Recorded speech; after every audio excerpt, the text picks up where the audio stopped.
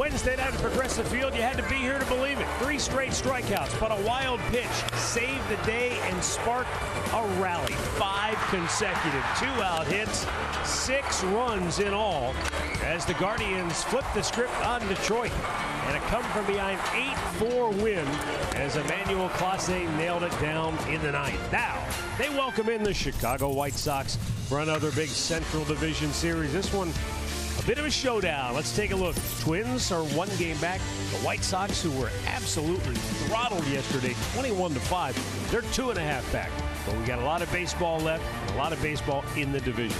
44 games left, 26 home games to go for the Guardians. So let's see. That's a nice run for us. The reason they're on top, it's not hard to figure out. The pitching. And Triston McKenzie headlines that starting rotation the way he's pitched this year. Well, we're glad to see him start this series out. Triston McKenzie has been very good in his last 8 starts. I'll tell you what, he's had a nice ERA. Only a 4-3 record. He got beat 2-1, but he's been giving you length out there in the starting rotation. In his 8 starts here at home, 7, he's gone at least 6 innings. The only one that wasn't was against the White Sox, his very first start of the year here. But when you look at the starting pitching, they've been outstanding. 5-2 with 230 earned run average. But we can't forget about the bullpen, how good they have been. Absolutely. Since the All-Star break, they have been the best in the league. They're 33 2/3 innings, 50 strikeouts, just 8 walks. They have been very dominant. Yeah, the way they've been on a roll with McKenzie and Bieber and Quantrill, and now you've got Aaron Savali back in the fold, Zach Plesac. They're feeding off of each other. They're giving you a chance every night. And they take the innings away from the bullpen, so when they're going to be healthy and they're ready to go. And not many teams can say that in the month of August. Keeping them fresh as we roar down the stretch. We're back with tonight's first pitch. We'll check in with Al, Jensen, and Andre when we come back. Cleveland Guardians baseball is brought to you by Sheely's. The best things in life happen at home. And your Northern Ohio Toyota dealer. Visit buyatoyota.com. Toyota, let's go places. Cleveland for the first of 3 games this weekend between the Chicago White Sox and the Cleveland Guardians. Triston McKenzie on the hill for the good guys. Oscar Gonzalez signing some autographs for Cleveland. And this is a lineup that has had some comeback wins. 22 of them in their last at-bats this year that leads Major League Baseball. Welcome back. He's Jensen Lewis. I'm Al Pulowski. One of the reasons why this lineup has been good, it's the top of the lineup. Steven Kwan, Ahmed Rosario, really all season long, but especially against these White Sox, Jensen, these two have combined to do some damage. And they are a big part of why Cleveland has hit 279 against the Sox in the season series. They'll be tasked again with getting on base early and often against Lance Lynn. Remember, Al, the middle of that White Sox bullpen has been an area of concern for Chicago all season long. And with Ahmed swinging the way he has, 423 setting the table for J-Ram, Naylor, Andres Jimenez. We talked about that DraftKings mini stack tonight. Yep. Heck, you want to go the top 5? Might be in business tonight against Lance Lynn. You certainly might. We'll see what happens, as the Cleveland lineup has been pretty good here in the month of August, too. The other guy that's been pretty good is Triston McKenzie, as Andre now joins us now. And Triston on the hill tonight against Lance Lynn.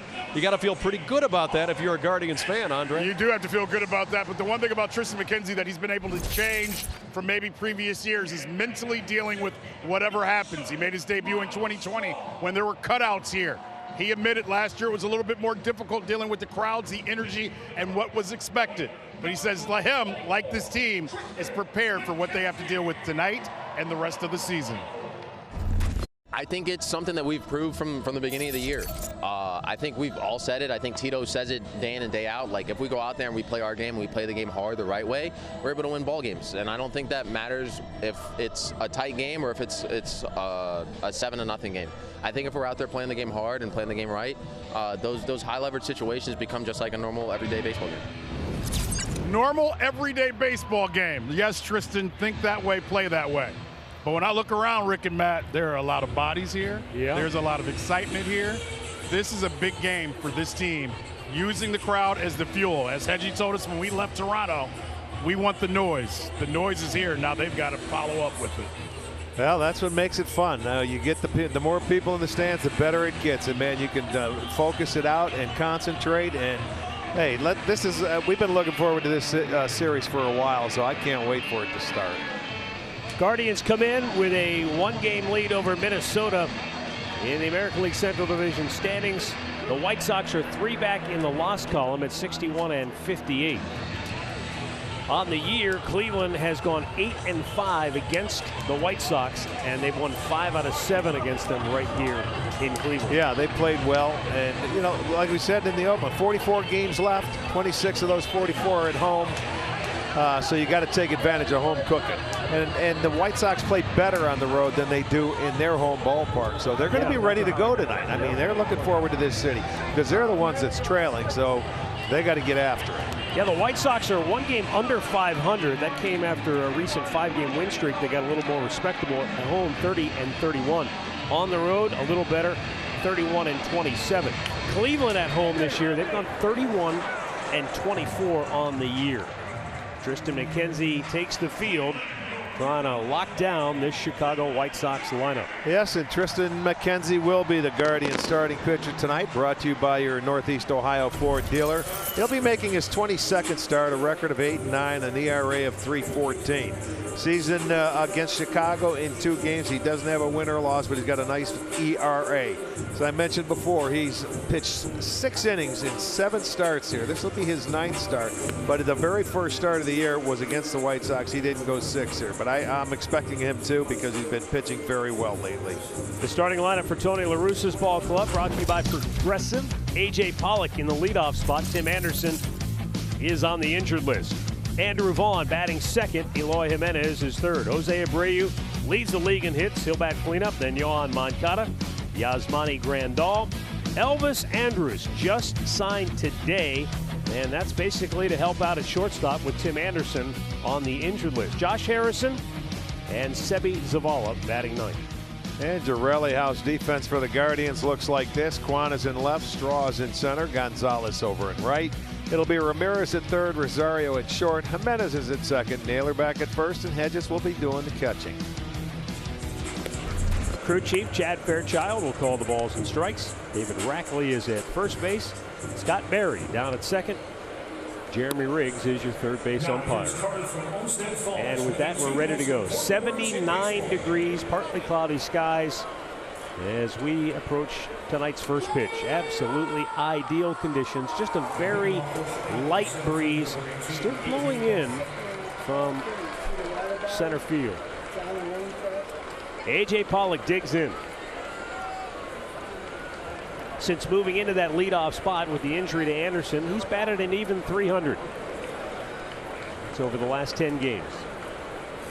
Triston McKenzie's first pitch is lined into left center field for a base hit. Miles Straw cuts it off. Well, you know, Tristan's got a really good chance. You're going to start him off with a fastball. And he has been around. A.J. Pollock has, so he's looking ready. He gets it. He gets a base knock. Not a bad spot. It was away, but he went right with the pitch. And Chicago's leadoff man is aboard. And on the year, when leading off an inning, White Sox have the best batting average in the American League, hitting at a 270 clip. Andrew Vaughn. He's in right field, batting in the 2-hole. And a swing and a miss at that same fastball that Pollock just put in play for a base hit.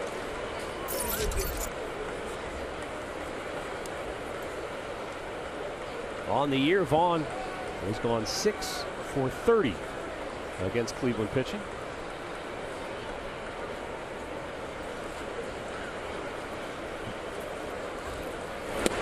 And that fastball tickles the outside corner. It's 0-2.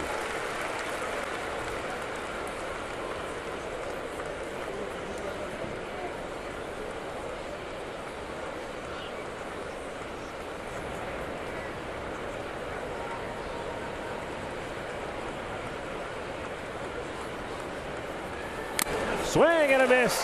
The foul tip held onto by Austin Hedges. He strikes him out, 1 away.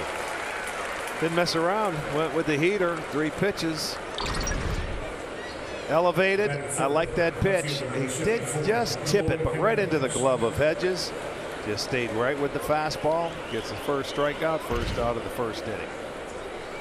Now to bring up Eloy Jimenez. You know, when you go through a lineup, you want to know the guys that have been hot for a little while. This is one of them. Well, he was out April 25th till July 5th with that hamstring tear. But you're right, he's been red hot, an 8-game hitting streak. and he's hit in 17 of his last 20 ball games. Batting at a .411 clip. Slider. And there's one thing I remember. The last time they came to this ballpark, he was in left field. They tried to take advantage of him and run on that arm. You remember, because he wasn't moving very well.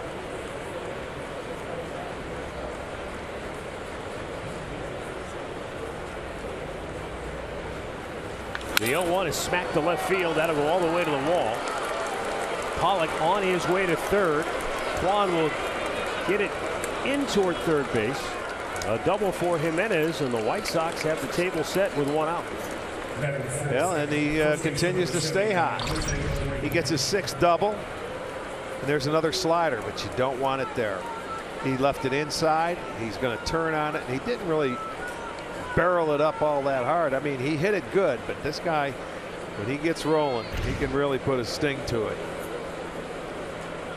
And that slider, he wanted it away, and it backed up into the heart of the plate. Jimenez took advantage, and now Jose Abreu, 3rd in the league in batting average, and leads the way overall with 137 hits. Thompson foul.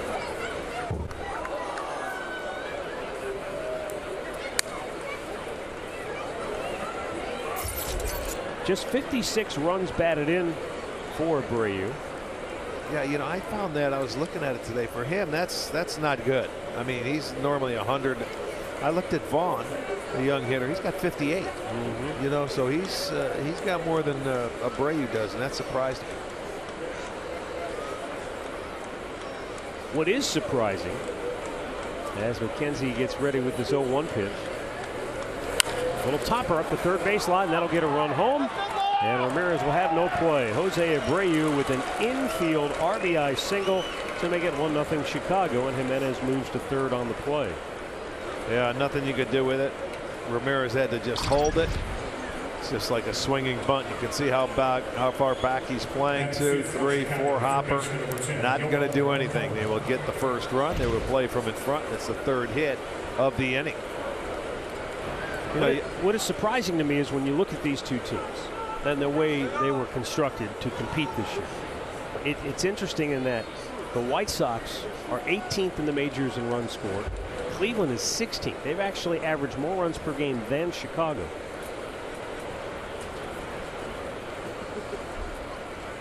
Yohan Moncada, switch hitting third baseman, takes a fastball strike. Power-wise, you would think the White Sox would have a lot of thump in this lineup the way it's constructed. They're 12th in the league in home runs. Cleveland's right behind them at 14th. So the power that the White Sox probably thought they were going to have has not been there. Roberts not in there. He's missed a lot of time, same as Jimenez. Those are 2 big dumpers that they count home runs on. And for Abreu, he only has 14. This time last year he had 25. Yeah.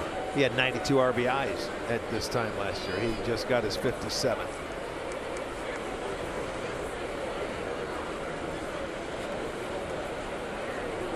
The 1-1.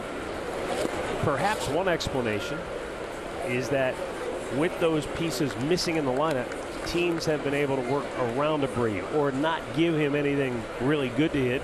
So he's taken his base hits. You look at Abreu, that's only his 2nd RBI in the last 16 games and only 1 extra base hit. Yeah, that's hard to believe from a guy like that. That's, you know, right sitting in the middle part of that lineup every day. This is a guy that's picked it up too recently. Out of play, 2-2. Matt, as you speak about that, I look at his RBIs and you talk about how they change their lineups constantly. You know, this is a team where you talk about the 100 RBIs where he's used to having the same 2-3 guys in front of him, behind him, and that has not been the case at all this year. Right. Anderson hasn't been there. Right. He's out now. And you're right. He's the leadoff man. He's the guy that gets this whole thing going. Only A.J. Hinch's Tigers have used more different lineups than the White Sox this year. In the dirt, nice block by Hedges, and now a full count for Moncada.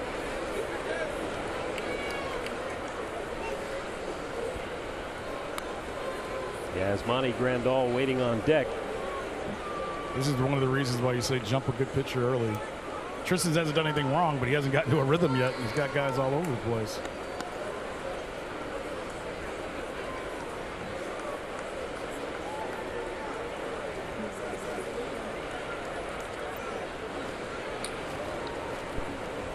And the 3-2.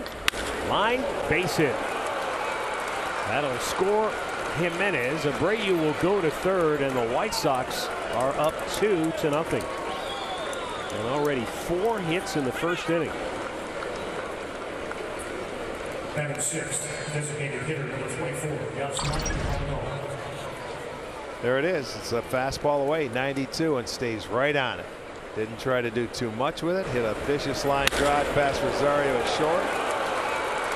Well, they are all on Tristan right now. He's got to right now minimize the damage because they went first to third again, and they can tack on another easy one here. Grandal can hit a fly ball and stay out of a double play.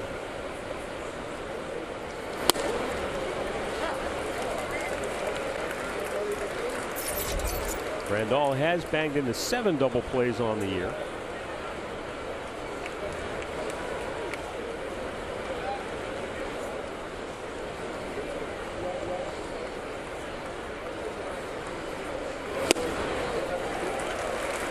The White Sox are a team that they swing the bat.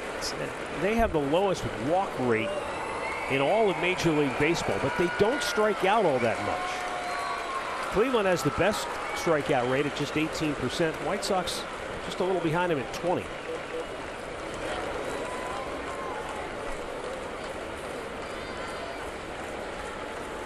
The 0-2 and a ground ball. Jimenez goes to second. There's one. Back to first. It's an inning-ending double play. So McKenzie able to limit the damage to 2 runs here in the first, and the Guardians are coming to bat.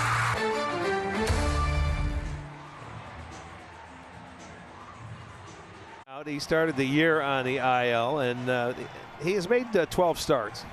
He's 3-5 with a 5.62 ERA, 0-1 against the Guardians this year.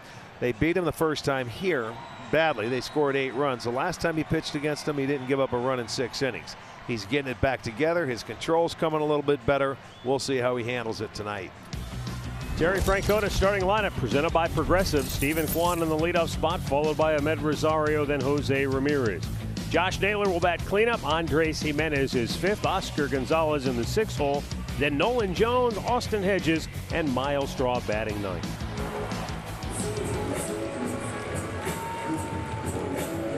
Stephen Kwan comes in 6th in the American League in batting average, hitting .303. He has been on just some kind of tear over his last 38 games. He's hit .350. Yeah, and has had a good year against the White Sox as well. The table setters they've been doing their job, no doubt. He's been setting and cleaning up. .373 the average against the White Sox, and Kwan has 6 runs batted in. Fastball catches the outside corner. Lynn on a good night will go a lot of fastballs. He'll sink it, the 2-seamer, 4-seamer, a little slider. But you're going to see your fastballs. You just have to stay on them. And they were successful when they took them up the middle last time they faced them in this ballpark. Kwan broke his bat. I'm not sure how many times we've seen him break a bat this year. I don't know. No, rarely. Let's check out the Sox defense, brought to you by Rally House. Jimenez is in left, Pollock at center, Vaughn over in right. On the infield, it's going to be Moncada at third. Andres, they just acquired Elvis Andres, who was released from Oakland. Harrison is at second, Abreu at first, and Zavala doing the catching. So Kwan has a new bat. And down 0-2. Being down 0-2 to this guy is a little different than most hitters. Popped out of play.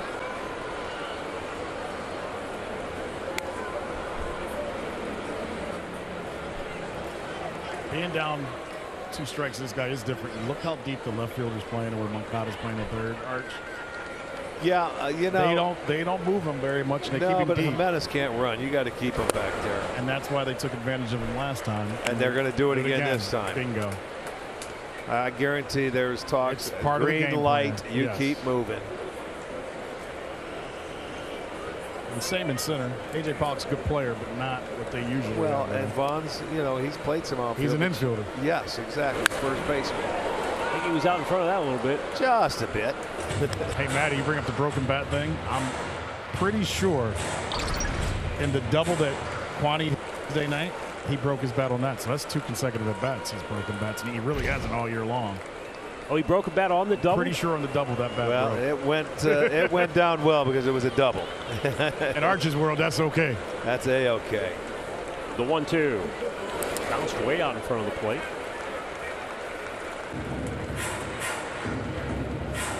He's trying to stay inside on Kwan, you know, because he doesn't want him to serve it the other way.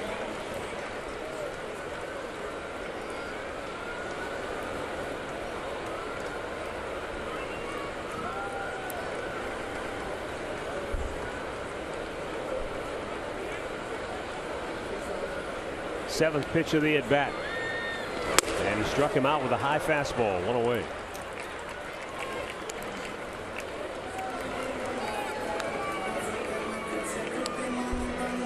StatCast 3D powered by Google Cloud. This is what we'll see tonight from Lance Lynn. Yeah, and that's the fastball, but he's been throwing a lot of fastballs anyway. He always been one of the top fastball pitchers in the league.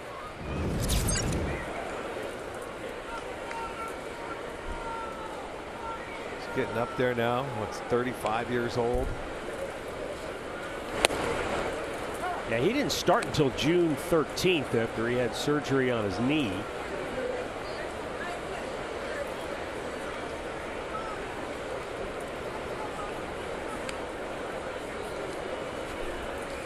It was that right knee that may have cost him the Cy Young last year. He was one of the better pitchers in the league, but he kind of flamed out down the stretch.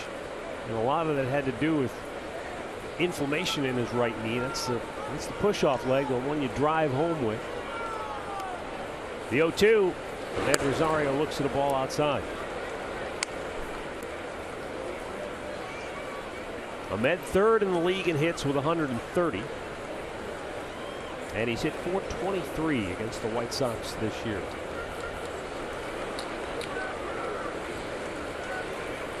And he goes down hacking at a high fastball. 2 down.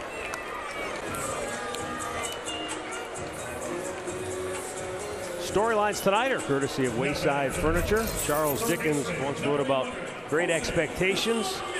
And I believe it was The Who that sang The Kids Are All Right. You made somebody happy in the truck.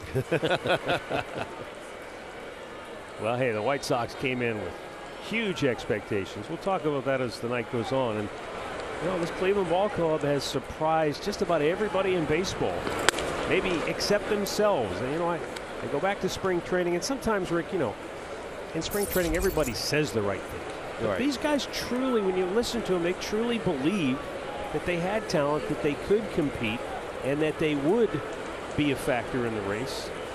Sure enough, they have. Now, whether or not they've surprised themselves, maybe they won't admit that. I think they have surprised themselves, but it's given them confidence to believe in what they first thought, that they were going to be that good and they could compete and they would win ball games. And when you go out and compete and you go through that 162-game schedule, when you go through good spells, you truly do believe it. And I think for Tito, it's not that he thought they were void of talent. It's just that he wondered how would they deal with those situations. You know, anybody can play well and, you know, rah-rah when things are going well. What happens when you get kicked in the face? Well, these guys have responded time and time and time again. Everybody likes to see a track record. And when you don't have one, you just don't know what to expect. There are going to be ups, there are going to be downs. And we have seen that this year. But we're seeing a lot of young players grow right in front of our eyes. Lynn's 2-2 to Ramirez. Checked. Did he go? He did not. And the count goes full. I mean, it goes back to what Stephen Kwan told Andre at the end of the game the other night. And Andre's question was maybe the best of the year. He said, explain what just happened. Make sense of what just happened. And Kwan, very matter of fact, he said, we make sure that we give it all we have every at bat, grind our way through each and every at bat. These guys have bought into that, and they've lived it all season long. Abreu, the flip, and he can't get it out of his hand. I don't think Lynn was going to beat him anyway. And that may have been why he held on to it. It comes down. There's a little thing right there. The little thing is Jose hustled all the way. Ends up beating the pitcher to first base, even though Abreu had problems. This is a bad defensive team, but they're playing back. So Abreu cuts it off, and he knew he was going to beat Lynn to the bag. And I think he saved the pitcher from, maybe having to get there. See, he beat him. They just out-hustled him. Archie just hit on it. That's what they do. They make all 9 guys play their position all game long. Cal Quantrill said it. He goes, every team that plays us knows that 27 outs against us is unlike 27 outs against any other team in baseball. That's true. They do play for 27 outs. It's proven.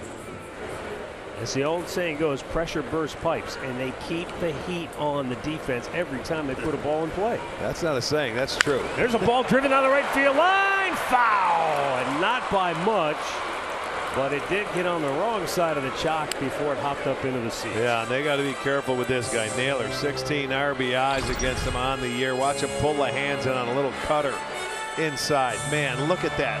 That right hand was tucked right up next to his chest, and he just got the barrel through it. He did. Archie sees the White Sox and his eyes get big. No doubt. 16 ribs already against them this year? 16, yeah. 386 average. Wow. The 3 home runs, 2 of them in that one spectacular game in Chicago. Out of play, and it's 0-2. And Matt, I think that's the other fun thing about this series. I know the White Sox came out and got 2. Maybe in the beginning of the year that the Guardians looked over the other side, and I'm not going to say intimidated, but they said, man, they're good. Now I feel like you come in here and the White Sox are looking over here saying, we got to hurry up and get this over with. Yeah, they're looking over and saying, these guys are good. Yeah.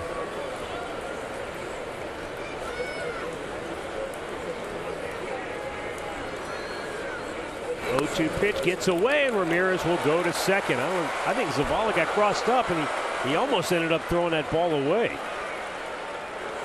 Threw it right into the ground, and fortunately for him, Elvis Andrus was on it. Well, this is a changeup. Now, I don't think I've ever seen him throw a changeup, but you can see Zavala, it came out of the glove. I don't think Zavala's seen him throw one either. Well, I know. Well, he tried to catch it. Watch his throw back. Watch his throw.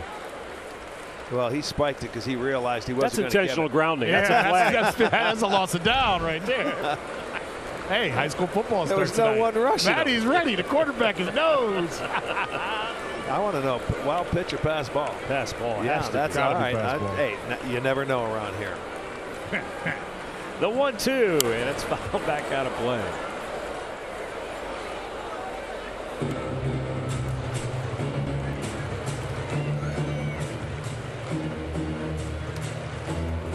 Cleveland trying to pick up where they left off Wednesday night with the hits and runners in scoring position. They came aplenty late in the game in that 8th inning. They lead the league in batting average, runners in scoring position, and 2 outs, and that one hit Naylor on the bad ankle.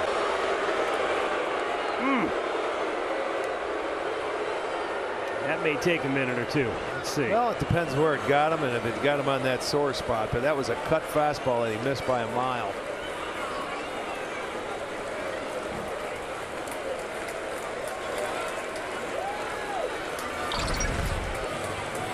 Get a good look. They wanted it in, but not that far in. Looked like he got him up high. Again, Fortunately, I think. Another front foot. Who was throwing it with Detroit, that breaking ball? The lefty. Yeah. Daniel Norris. Daniel Norris. He did the same thing to 3 guys. Shaving with that knife that he keeps in his truck. All right, now you got a chance. You got first and second. You got an excellent RBI guy up. Andres Jimenez, a .370 batting average with runners in scoring position.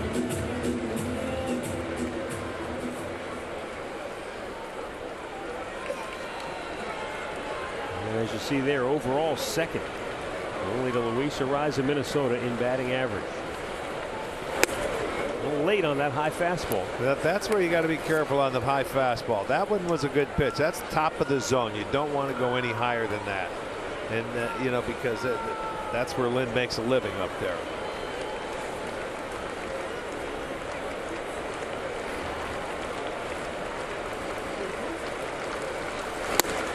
Another That's high high. fastball. Well, he elevated it another 3 or 4 inches, and he got the chase. That's the one you have to lay off, because he will stay there.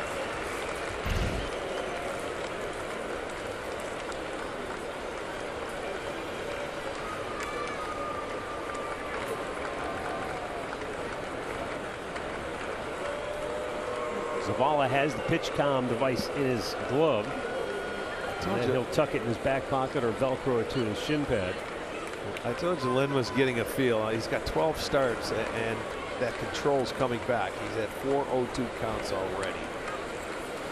High fastball, and he just struck him out on 3 pitches. So 3 strikeouts in the first, 2 left aboard. 2-0 White Sox. Now $64.99, and you can watch all out-of-market regular season games live or on demand, plus MLB Big Inning. Blackout and other restrictions apply. Visit MLB TV for the details. Second inning, bottom third of the order for the White Sox, Elvis Andrus. The Oakland A's let him go, and the White Sox picked him up. He's hit .286 since the All-Star break. High pop on the infield on the first pitch. Jimenez settles under it, 1 down. And we'll get a word right now from Spectrum Mobile. Spectrum Mobile has the best deal in mobile. 2+ lines of unlimited for just $29.99 each. Switch and save up to 60%. Visit SpectrumMobile.com.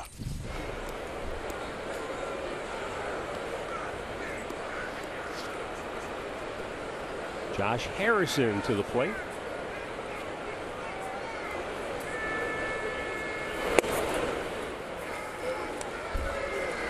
You might not be surprised if I told you the most home runs hit by a White Sox player since the All-Star break. Luis Robert has hit 6 of them.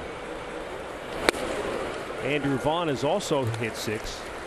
You might be surprised, though, to hear that Josh Harrison has also hit 6 home runs since the All-Star break. Well, if you've watched our broadcast, you know we think highly of him, and I think his teammates think a little bit more higher of him after yesterday's 21-5 loss.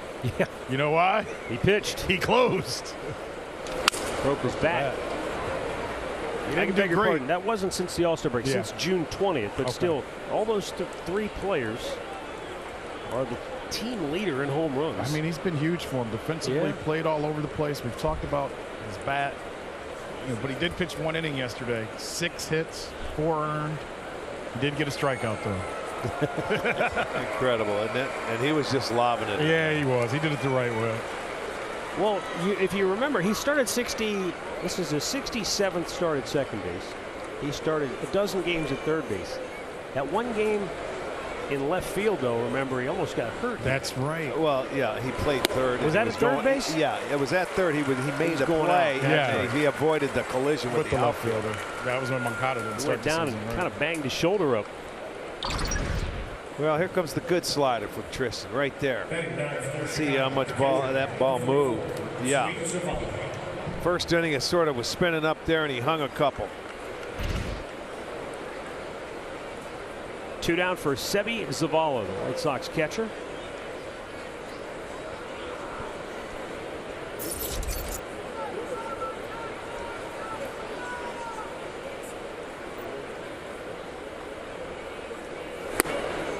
.34th start behind the plate for Zavala.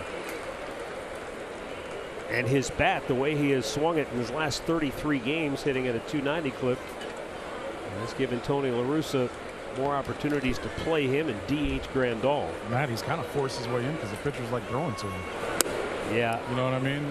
I don't know. Sometimes that stat can be a little misleading. The ERA for the pitchers is higher with Grandal, 4.66. It's only 4.16 with Zavala behind him. And I don't think it's just those numbers, but Lance Lynn has kind of gone out of his way and likes throwing to him. And we know how this works.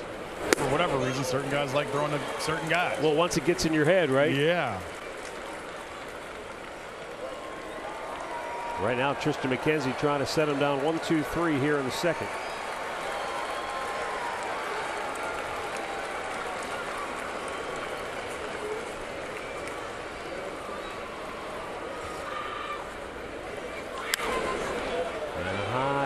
foul, slicing out of play.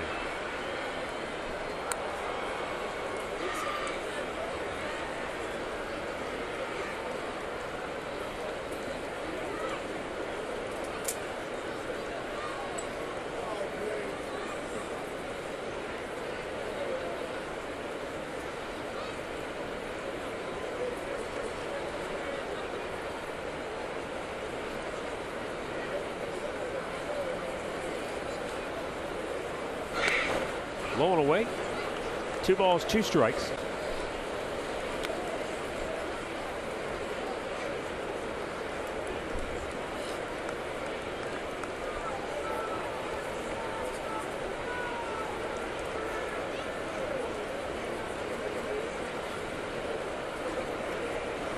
And he waved at a breaking ball way off the plate. Third strikeout for McKenzie. White Sox go 1-2-3. They lead it 2-0 middle of the second.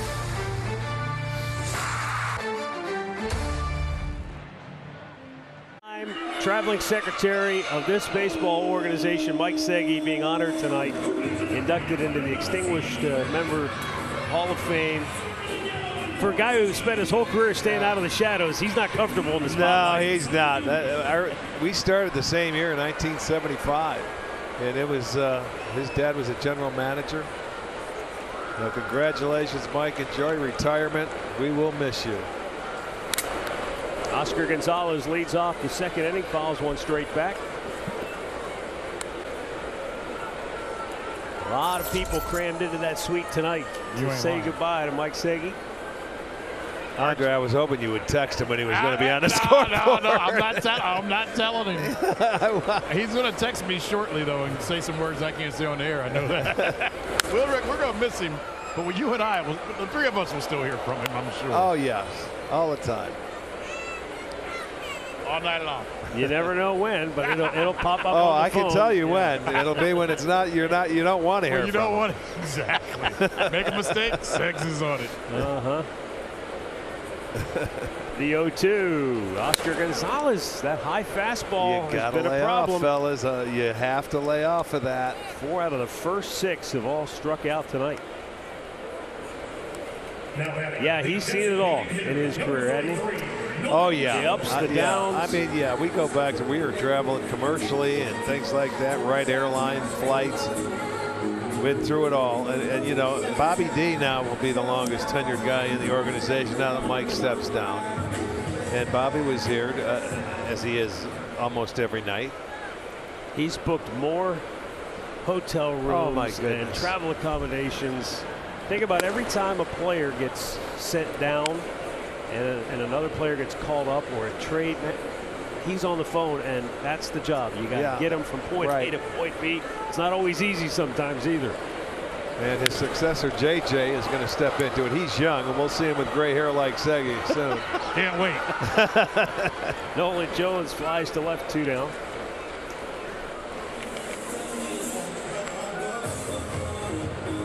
Stepping to the plate, the catcher, number 17, Austin Hitchens. And as you said, you know, because his dad was the GM, he had to earn his stripes. Oh yeah. I saw him almost get in a couple fights because players would say, "Oh, you just got this job because your daddy hired you." And I'll tell you what, that didn't go over well. How many times did you say that?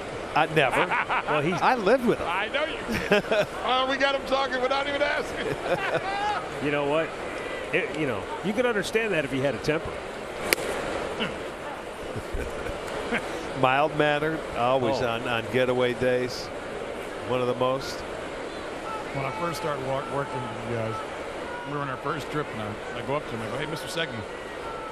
You did, Mr. Yeah, I did. I didn't know any call better. him Mr. Segui. You don't call anybody Mr. I do too, just not you.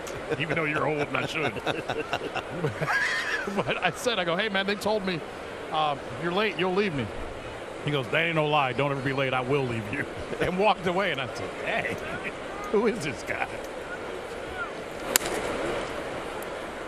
Pitches up high, 1 ball, 2 strikes. Mike had 2 rules, and I think it's a lesson for anybody that's in charge of any kind of organization or operation. Don't be late and never lie to me. Yep. That's simple. And what's wrong with That's that? simple. They're right? the best. Yeah. The 1-2. It's off the plate. Oh boy, setting him up for the high heat. Yep. Well, Hedgie doesn't want to hit it anywhere near Josh Harrison. If you remember, he robbed him about 3 hits the last time he stood. Yeah, up the middle. He Yep. sure did when he was playing second base.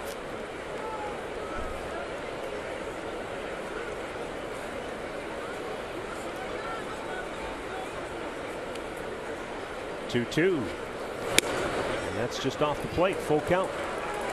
Worked his way right back into this count.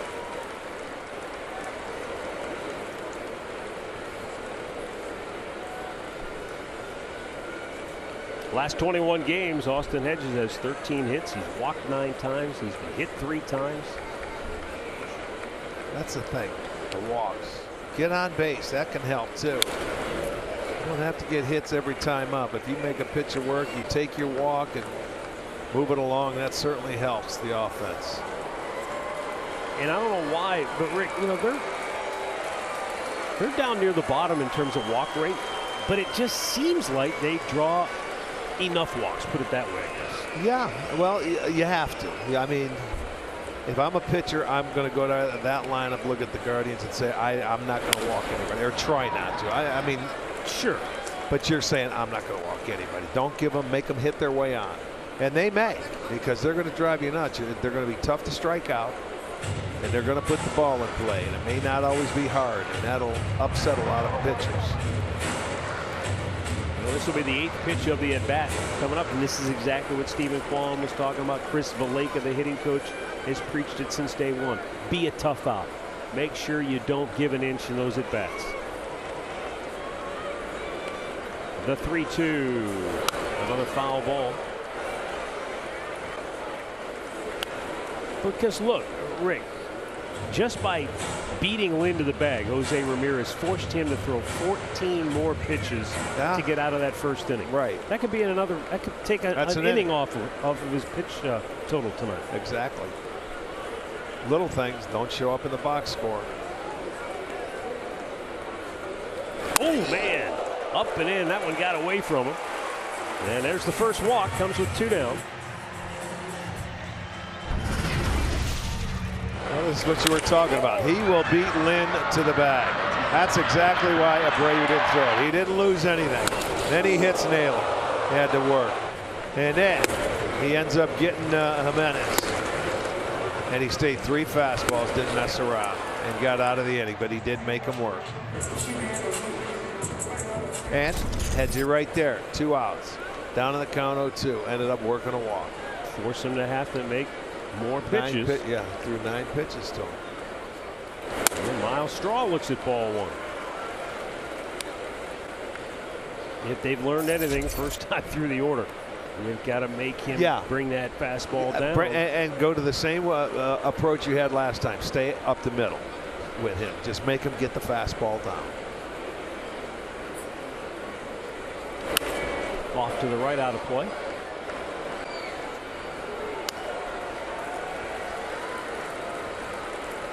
There is, though, something refreshing about facing a guy like Lance Lynn. Not a lot of mystery. No. He's coming at you. He's a horse, man, and always has been. He's a tough pitcher. He had a nice year for him last year. He's a workhorse. Right center field. It hangs in the air, and it's caught by Vaughn to retire the side. Through 2. It's Chicago 2, Cleveland nothing.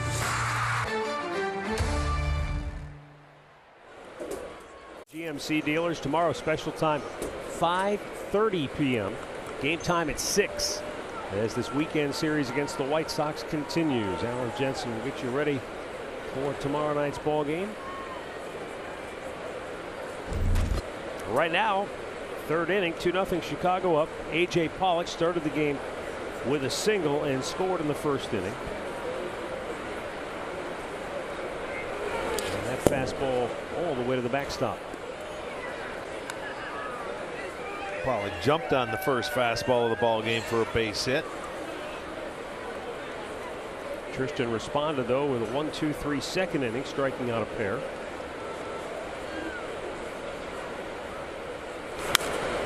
Out of play to the other side, 1-1.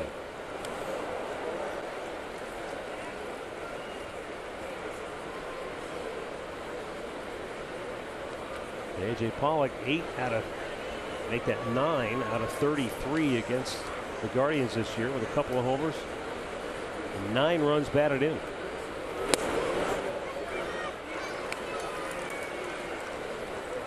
He has 2 3-run homers against Cleveland this year.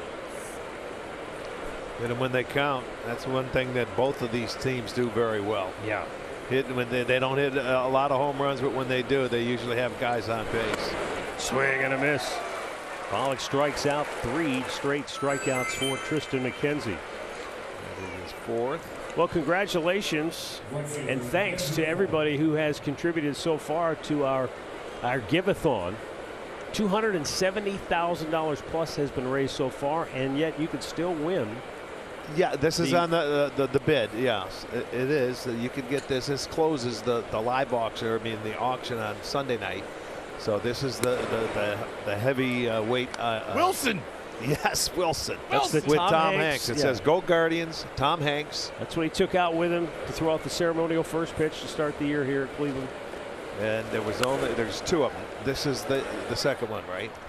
Well, there was one. The other one's in there's Canada. one prototype that the guy who created it took home. With him. This is the only one available, and it'll close Sunday night at 8 o'clock. So stay tuned. You better check in and put your bid in on it. Truly a one-of-a-kind item. Yeah, it certainly is. They only let the Gold Glover touch it this year.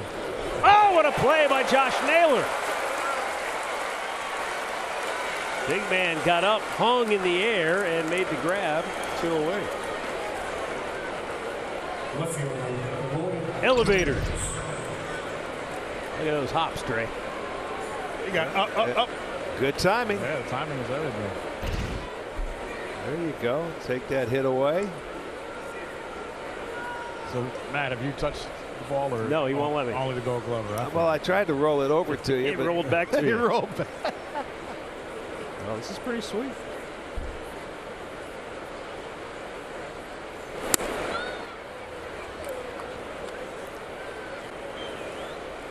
Autographed by Tom Hanks, and that's that was a thrill, a great highlight for us this year. I mean, what an absolute surprise. Gentleman, class all the way. Whoa, fastball up and in. 2-0 to Eloy Jimenez, who doubled the left and scored in the first. Arch, we always talk about guys with long levers, and we've had a couple of guys that. Why is Eloy able to get to so many balls in so many different places with those long arms?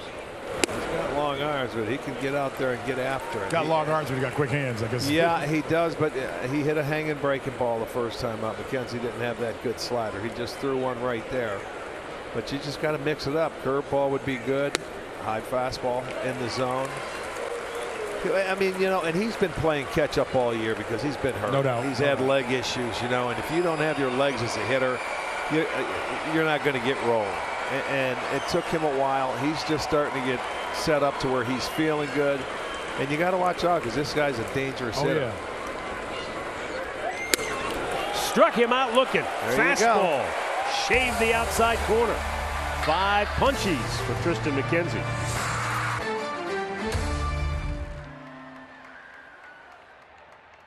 Report. Let's look at the batting race in the American League. I told you Luis Arraez leading the way, followed by Andres Jimenez, and Stephen Kwan is right there bunched up with Lourdes Gurriel Jr. and Xander Bogaerts and Jose Abreu.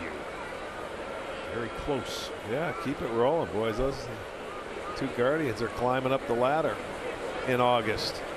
Not an easy thing to do. Cut fastball. Yeah, he's thrown a few of them tonight.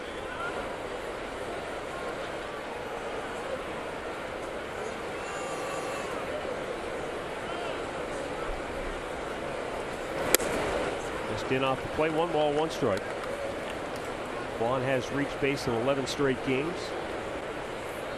I think that cutter was the pitch that broke his bat that first time up.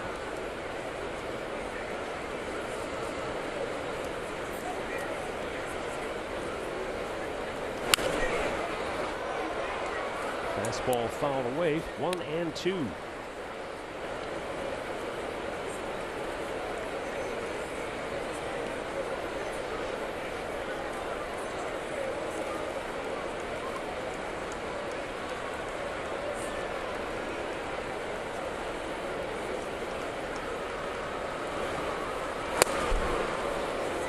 Struck him out. Pitch at the bottom of the zone. A changeup.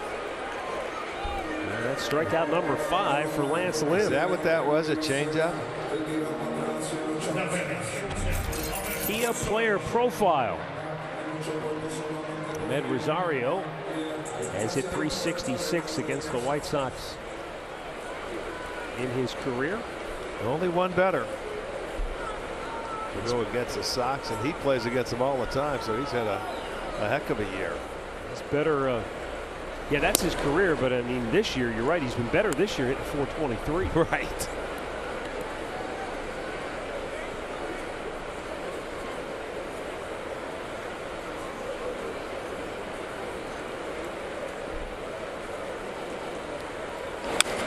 Topper, going to be a tough play for Moncada, and he still had time to throw him out.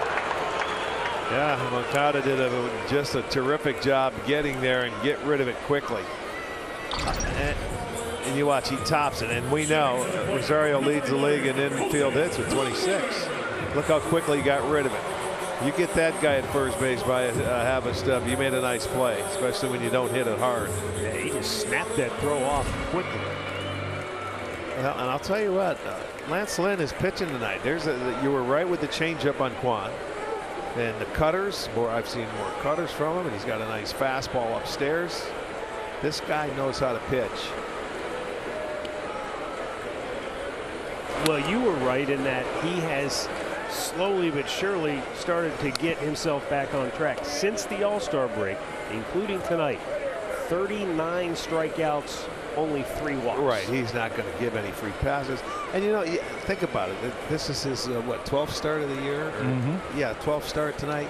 That's what Bieber did in the strike year, or not the strike, the COVID 2020 year. Yeah, I mean, and he was brilliant. So it took a while for this guy to get going because he was with hurt. The knee surgery. Yeah, and Tito said that. Tito said he looks more like Lance Lynn, and that's unfortunate. Yes. And he said we got to get him early and working because he's back to throwing how he usually does. Exactly. The first time we roughed him up, he gave up 8. The second time he didn't give up any in 6. So this guy, once he gets it going, you got to be careful. Now, I will say, remember, he was a guy that I had a stat way back when where he had thrown 100+ pitches. Right. And like 50-some, 60-some straight starts. They've been a little different this year because he's tired out a little bit, you know, at 90 pitches. Yeah, but when Tony took him out, he wasn't happy, was he? Oh, no. He took him out before that, and he wanted to stay in. That kept Tony awake that night. Yeah, we did it in that game, right? Yeah. That was, yes, sir. Yes, it did. So let's see. We're about 40 away, how that goes.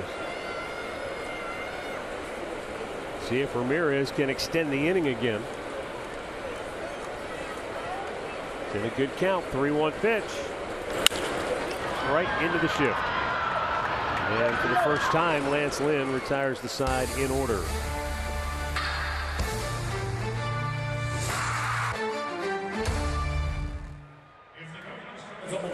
Matt Underwood, Rick Manning, Andre Knott with you as usual.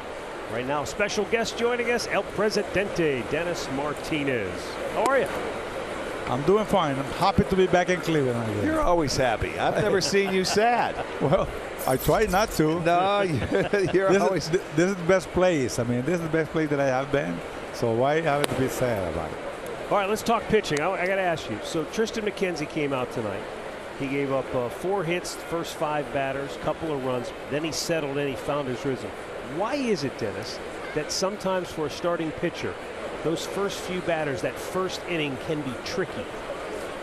Well, sometimes depend. I had that kind of problem early in my career myself too, and I guess it was because we tried to attack the hitter in the best way that we can, but then we didn't find the strike zone so easily, and then a breaking ball, they don't come along the same way as you get used to the game. So it takes a little while to get it right, but I was the type of pitcher that they say, if you don't get me early, you will never get me, my man. So that's what happened with McKenzie. It looked like it's that way too. Yeah, he has definitely found his stride since giving up those 2 runs in the first inning. But you see, it's always you have to find out and make an adjustment about it, because when I had that kind of problem, the only way that I resolved was, okay, let me go to the mound, to the bullpen before a game, warming up, and stop for a little bit, and start again. and stop a little bit, and then throw again, like a full time to go to the game, and I feel better.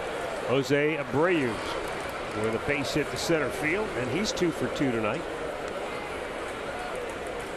Well, obviously, you know, sometimes we talk about you can be wild in the strike zone, and he was just missing the spots.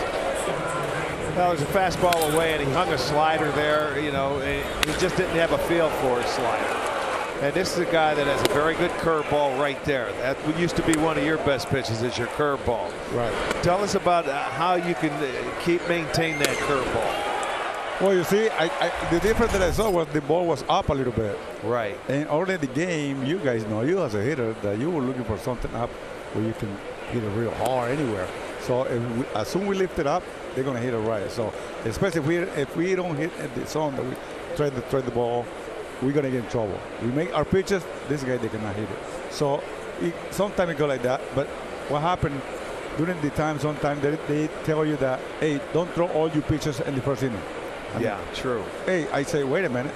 If I got to do it just to get over that first inning, and then I will adjust myself to throw different ways, I will do that. So I did that. Sometimes for the first, second pitch, I throw my curveball right away to follow the feeling for it. So right. As long so I can get better right. into the game. Yeah, because every start is different. Right. You're not going to be the same every time out. You're not going to, okay, let me get a fastball, strike one, then go to my curveball or my changeup or anything. It differs every game. But I like this kid, though. I like it a lot because he's, well, I saw him pitch twice already, and he's dominant, and he has the composure that he needs to be. He's aggressive. He challenged the hitter, and then he had a nasty breaking. Yeah. I can picture myself when I was younger, that breaking that he has is unhittable. It reminds me of yours. You had a very good curveball. That's why I'm saying that's his best pitch, his right. curveball. But he establishes that fastball, and that his 93 gets on hitters where they can't get to it. You know, I don't know if it's sneaky quick or what it is, but at 93, and it's pretty straight, but everybody's late on it. Well, because when you locate it well, they never were going to hit it. Now, if you leave it in another place, doesn't matter how far you throw it, right. they're going to hit it. So that's the key. Locate the fastball, and if you do that, it will be okay. Tristan has a lot of success when he rides that fastball up at the top or just above the strike zone. Swing and a miss. Like that just one. like that. Yep. Well, but you see now what happened is that you got to be able to hit that zone when the hitter they cannot hit it. That's the zone where they're missing it, because if you don't put it there, you put it a little lower, you put it a little higher, those balls going far away. Yeah. And that's the problem when you try to pitch it high. I'd rather stay low. Yeah. Well, you know what? Back in the day, though, there wasn't a launch angle like there is now. Right. You know what I mean? So everybody was taught more to come down on a baseball. That's why more guys are pitching upstairs, and the curveball's coming back, I think. Fastball, high fastball, and curveballs, and changeups. Sliders now, you can hang a lot of sliders, and you know, and that's on the nice plane for hitters if it doesn't go down. But I see that a lot of times they get away with it because they look like ball way up, and then break it down and stay right in the middle of the play way up, and they go to strike three. So it goes both ways. I hate it. I never threw too many breaking ball. I don't hang those. I try to make sure they bounce in the dirt, and that was my philosophy. Because in those times, you hang those baby, they will go far away. Now you can get away with it. Yeah. This is Andre down in the bottom. I'm waving at you, and I love listening to you talk about pitching. I got to ask, there's so many young pitchers coming up now, and they're being taught to throw the high fastball, and you're talking about keeping the ball down. How difficult is it to play with the fastball high in the zone when you know guys want to see it at that right place? Well, you see, I became a better hitter when I was in the National League because I hit. And one time, I was called strike three with the fastball low and away that I thought it was like a far away from the plate. And when I looked back and I saw the catcher when he catch the ball, I thought, well, that's a great, that was on the black. So I said, if I made that pitch as a pitcher, there's nobody can hit it. So and then I didn't care. I just concentrate to keep my pitch low and away. And then when I see some hitter, they going toward the plate to try to get that pitch, I was going in. Yeah, that touch and that was the key of the game. Isn't that great though? He learned as a hitter. That taught him. Right. That's great. that I can't hit that pitch, so I want to throw it. Let's say when I faced Manning, when I said Rick, I knew what he was looking for. He liked to go all the way over there, right, left center. Yeah. And he was, like if you left something up to him, he can crush it that way. So in Rick, it's all the time he liked to go that way too. And when I saw him, I would try to bust him in. Yeah. And we play around. This was one of the good hitters too. That was one of the best hitters that the Indian had those times. I love that he knows how to still get you out. Everybody does. I can tell you. Now I'd get myself out. Hey, but it was not easy though. You have to be able to be aware and not make a mistake with him. That's 7 strikeouts now for Triston McKenzie. Look at that curveball.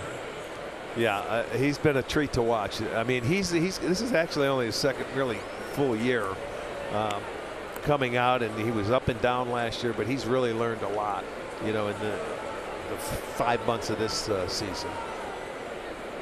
He knows how to pitch. He's a good kid. He knows how to pitch. So I mean, to me, I would recommend that. Hey, concentrate to spot the fastball low and away like that one, aggressive for pitch. Here's that curveball again. Watch this again. There's that. Look at that baby. What? Get down. See, like you say, bounce it. Yeah. You want to bounce it in the dirt. That's it. They see it there, they can hit it, and then when they do the swing, it's down. It's on the dirt. 0-1 pitch to Elvis Andrus. And a foul off to the right. What I like about him is that he throws the first pitch to strike most of the time. Right. And he's always ahead, and that's the key for it. So now he can throw. I don't see him too much going in though to right-hander. I don't know why. They don't pitch in much anymore, like they used to. Well, maybe they don't know how to do it, and that's why you have to practice. Yes. You have to practice. I mean, I remember in our time they put a little something. Remember those little figures that they put on spring training? Like a dummy. The dummy. Yeah. And hey, if I hit the dummy, it's fine. Well, you don't want it to, but you get used to that. You wanted to hit a lot of dummies in the box. Right. Yeah. Oscar Gonzalez makes the catch. We'll continue with El Presidente. It's 2-0 White Sox, middle of the 4th. Years in the majors, 245 career wins, a lifetime ERA of 3.70. Came to Cleveland 1995. He was an all-star, a dozen wins, and my favorite moment, he pitched Cleveland to the World Series in Game 6 of the ALCS against Seattle. Yeah, we talk about pitchers now, 245 wins. They talk Hall of Fame. That's right. What happened? 245 wins, 23 seasons. Think about it. It wasn't always smooth sailing for you. I understand that, but what enabled you to have that kind of longevity, to pitch for that long? Well, it's a long story, and I'm going to say a little bit. As a Catholic that I am, right? We went in 1972 to Italy, the Nicaraguan team, to play a tournament there, and we went to see the Pope. So it gets by Harrison, and Josh Naylor is aboard to start the bottom of the 4th. So we came and got together with Pope, and being me, I get close to him and say, "Pope, can you bless my arm?" Get out of here. And he did it. No, you gotta be kidding me. Honest to God. You bless my arm. No, nobody did, and they all looking like what I was doing. But I was that kind of kid, So I took my risk and I went for it, and he did it. And I can think that's why I was able to was injury free. You were 17? I was 17. Never heard that story before. I know that. I don't share that much, but because I don't. Religion sometimes it can be a little for people, but as a Catholic that I was and that I am, so I believe in that. And plus, I didn't put ice in my arm any time during my career. I never iced myself, so I think that key for me was that I was able to not get hurt. Right. Plus, I stretched real well. Yeah, that's okay. I was trying to be the most loose person that I can be, and I take care of the spring training as much as could be because I prepare myself real well for the spring training. So I guess for all that, that's why you pay the reward and about the time that I did. So I was lucky, I will have somebody looking for me upstairs, and that's what it is. It's funny because everybody projects starters 6'5", 250 pounds, big Lance Lynn. You look at Dennis, you go, and he wasn't much bigger when he pitched. He was pretty much the same. You see a guy out there, but boy, comes at you time and time and time again for about 23 years. That's impressive. I can't believe you never iced your arm either. No, I know it. That's I see guys walking around like the Michelin tire man. They got ice packs all over their arms and shoulders. That's because trainers tell you to do that. Well, you see, I never believe in that, and that's what it is. Jim Palmer told me one time, and I remember that this is only story that I haven't said too many, when I'm here, but now that I'm saying that, I was in the training room one time with a couple guys there, and they say, "Hey, Dennis, come here. What are you doing there?" Nothing. I just hanging around with them. Say, don't hang around that place, because the more you hang around there, you're looking for injury. You're gonna fall in love to be in that place, and if you want to stay healthy, get out of the way. Boom! I move out. No more training room. I'm not hanging out there. Right, and it worked. I put all those little things in perspective because it worked. Well, yeah, you got to tell a few guys that today. Right. A.J. Pollock in center field will make the catch. 2 down. Naylor holds at second. But you see, there's a lot of different things why I can say that part of that, because in our time we run like a horse. Legs. It's all about the legs. Oh right? my God! First day, 20 lap to lap. I mean, line to line. First day of spring training. Foul pole to foul pole. Foul pole. That's what they used to do. So, and by the end of the spring training, we were running like about 30 pole to pole. So that's how the ball is. And we were pitching every 4th day. That's right. When you first started, we pitched like for 10 years in our time. Yeah. In our time, we pitched every 4th day. So we pitched like about maybe 200 something in every year. 230, 240, 250. Well, I know you remember the late great Bob Feller. Right. He never was a big believer in the weights. He said it's the legs. You run the poles, and that's where your power comes from and your stamina. That's it. And I was great, and we had a great leader in that way, Palmer. Yeah, we see him. We enjoy talking to him every time we go to Baltimore. Hey, I saw that guy, and as soon as I saw that guy, I want to be like him. There's another thing too, man, that I want to be a winner. So I say, I'm going to stick next to Palmer. Yeah, a wise man. Right. So I did the little thing that you need to do to be able to survive and to succeed. So, and then, the rest. Did you ever get your own underwear commercial? I did. No, not commercial. Not commercial, but I did wear all those underwear, jockey underwear. Jockey shorts like Jim Palmer, yeah. You want to hear something about, you like to lay down in the pool. You see my jacket too, lay down in the pool, man. I didn't know something at all, but I was next to him doing the same thing that he was doing. Follow the leader, man. Follow the leader, right? I guess you did follow. Where else did you go? Oh, that's funny. Yes. Upstairs to Nolan Jones, 2 balls, 2 strikes. That Baltimore staff couldn't have been a lot of fun to face. No, when for you go to Baltimore, you could easily go 0 for the trip because their defense of the infield was so good. They played solid defense. They'd keep the runs down. They'd hit 3-run homers, and they'd have wins. It was a tough ball club to go against for years. That was one of the model franchises in the game back then. Dennis, thanks so much for stopping by. Always great to catch up with you. No, thank you, guys. Thank you very I really much. appreciate it. I enjoy it every time that I come here, man. Nice to see you. El You're Presidente, good, Dennis Martinez with us. It's 2-0 Chicago through 4.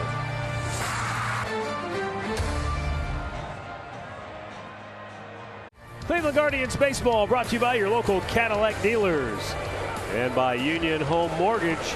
Promises kept. Base hit down the left field line. It got by Ramirez all the way into the corner, and Josh Harrison, who struck out his first time up, will high step it into second base with a leadoff double. Maybe we should have kept Dennis around for another half inning. No kidding. Well, yeah, he's a treat. There's another slider. See, it stayed up a little bit, enabled him to get the barrel of the bat out in front. And this is where Tristan has really got to try and shut this inning off if he can. You don't want him to get any farther ahead the way Lance Lynn's pitching. I don't know about you. I had never heard that story before that he told us. No, I haven't either. We've known him. having the guts at 17 years old to say, hey, Pope, while you're at it, how about a little something for the arm? Are you kidding me? Well, he looks at it, he believes that, and oh my man. goodness. That's going to be trouble, and here comes Harrison. He's going to score. No, he's got to go back to third. Once it's in the dugout, it's a dead ball. You got to stay to the base you're at. That was a wild. If it stayed in play and didn't go in the dugout, then he could have continued to come. We had that earlier here this year over on the other side, but he spiked that ball. It went off the side of the mask, and once it went in, that was a break. He's got to go back to third. See, it went off the side of the mask. Tristan's pointing. He's pointing going home, but that's not good because now they said third base. They got to bring the infield in. A ground ball or sac fly can get him in. Seby Zavala with that runner at third base struck out his first time up. And he chops it foul.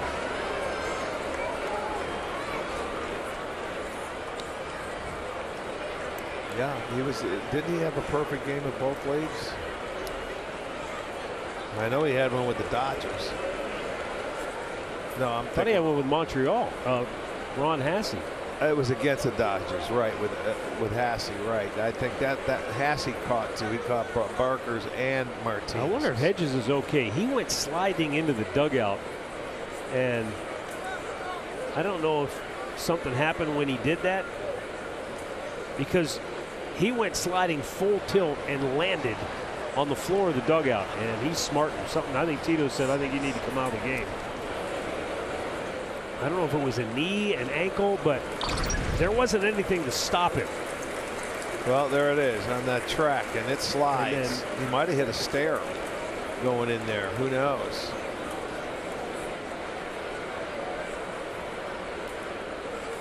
Gang Ho, and just wonder when he hit down there at the bottom. Maybe he jammed his shoulder. Who knows? Could have been a lot of different things. When he put his arm down to try to brace his fall. I mean, his leg could have buckled underneath him. Who knows? He's been an Iron Man. I mean, he and Luke Maile have been able to man the position all year long. But hopefully, the training staff will check him out, and it's nothing serious. In the meantime, Luke Maile is getting loose, and Tito's going down to talk to whoever the emergency catcher is right now, saying, hey, just in case, it's Tyler Freeman. How do you feel about being the emergency catcher? Look at Tyler right now. Oh, I'm sure. You name it, I'm in Look there. at it. I got it. I got this. You ready? I'm ready. He thinks. Whatever you need. He's last time you caught like 5 years old. All right, you're ready. Till Clase comes in. Yeah, don't scare the guy, Dre. Gee. I want him to know everything he may have to prepare for. Yeah, don't worry, he's not going behind the plate. I hope not. Hey, speaking of, I got you for a minute, you know, the picture that pops up when you text or call me is Jim Palmer. I know you got a couple pair of those underwear. Absolutely you right. Ever lay out like El no, Presidente? I'm not like El Presidente by the pool. You could have got a couple more wins or hits if you'd have did that, man. That was the best story about ever. him saying he's following Palmer out to the pool because he's laying in the sun? I can't wait to see Well, that's Palmer. pictures. There you go. I know. But I love it, though, because you always say if someone is successful, follow them, watch them. Right. Just hang around them, find out why. Yeah, you know, look, Baltimore had the great staff in the 60s, and then they transitioned into the 70s, and even, you know, late 70s, it was still Palmer, Flanagan, Scotty McGregor. Yeah, they've had some good ones. El Presidente. Steve Stone pitched there and won the Cy Young in 1980. Yeah. Right. And that was after Cuellar and Dobson, you know, the guys that were all winning 20 games. Oh, yeah. They did that in like 70, I think 72 or something. Yeah, like early that. 70s, yeah. McNally. Well, Andre, he came up and told us that you guys, man, you get me going up here. He likes talking. And that's what matters most to us, that the guys that used to play, when they come in town and they say, hey, you guys make this fun. had a couple guys say they want to go with this, and I go, yeah, but you can't talk exactly like you want to. Here's the 1-1 to Zavala, and a swing and a miss. That's the pitch he got him on in the first at bat, was that breaking ball down. He could use one more of those.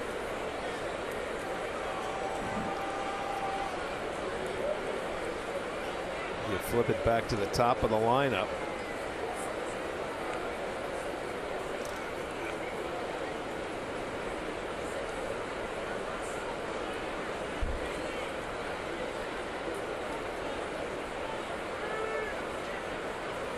Fouled right back to the screen. Took him back off that breaking ball. See if he can get a swing and miss on the heater, but I think that's where they want to go. Back to that breaking ball to get the swing and miss like they did the first time.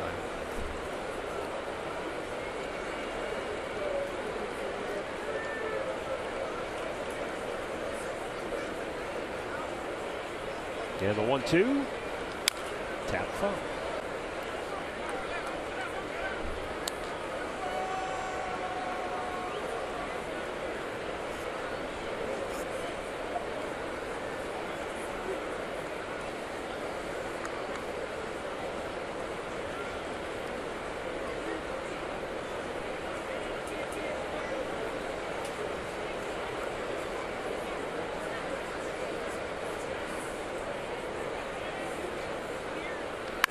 That's foul. Second straight hanging breaking ball that he threw. He's got to make sure he buries that pitch. I think he was afraid because of the first pitch that got Harrison to third base, where he spiked it so far out in front.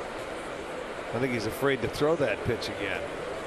Well, if that's the case and he doesn't want to throw it to bounce it, you've got to go with your high heater and a little above the zone.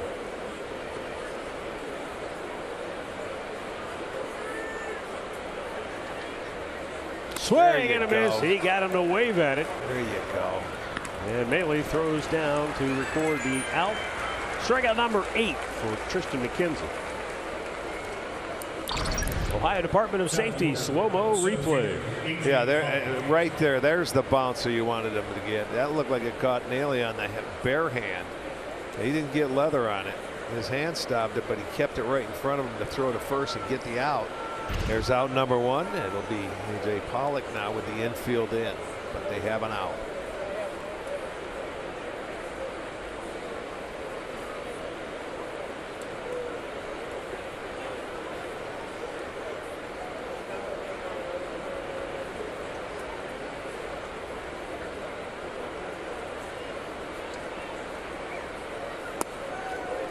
There's that nasty curveball. Taking advantage of the hitter's aggressiveness, both Zavala and now Pollock. They want to get that runner home from third. And that tells me that Pollock must have been looking for that curveball to go at the first pitch, and still was out in front of it. Look at that. That's the beauty. Well, it's like you always say, one of your Manningisms. You can swing at a good curveball. Swing at a curveball or sit on a curveball, but you can't hit a good one. Yeah, you're not going to hit the good one, that's for sure. That's why early in the count you don't want to give them that. Even though it's a strike, at least you get a look at it to maybe help you out down the road in that at-bat. Does he triple up with it? You Sure bet. did. I mean, no Why wouldn't you? contest. 9 strikeouts. After the first 2, you absolutely stay with it. And he is on a roll. He got the one tough out to get now, but he's done so far some beautiful work here, getting the first 2 outs on that curveball. Him and Savali, 2 great curveballs, and the White Sox will see Savali on Sunday. You'll see that curveball a lot. I'm sure he's watching intently in that dugout.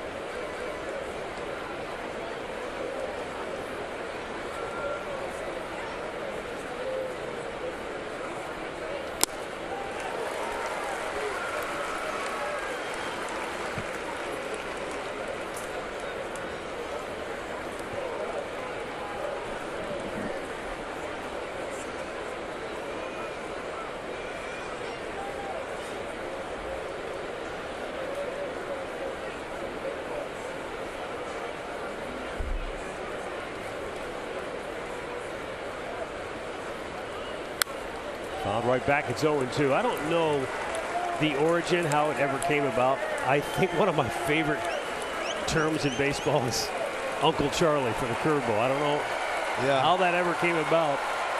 Well, in the olden days, those guys, they had it a lot. Yeah. And then if you've got a really good one, somebody said, that's Lord Charles. Yeah. Well, Tristan has thrown 11 straight strikes, trying to get one more to get out of this inning and keep it a 2-0 game. Beautiful. How about that? Look at him. He's pumped. White Sox strand a runner at third. Whether he's Uncle Charlie or Lord Charles, the White Sox can't touch it. Presented by First Energy. There's an encore performance coming tomorrow night. First 12,500 fans will get a Guardians blanket. That'll be courtesy of Union Home Mortgage. And you can pregame in the district. Presented by Miller Lite. Purchase your tickets with the ballpark app, or you can visit CLEGuardians.com.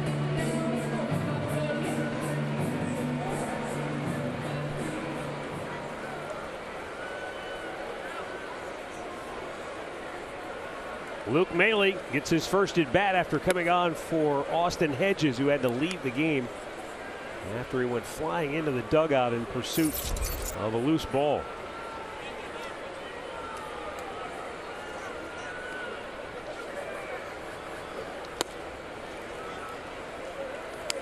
Well, not only that, he had to come in and catch quickly, and he's hitting leadoff. So he's been swinging a good bat, though.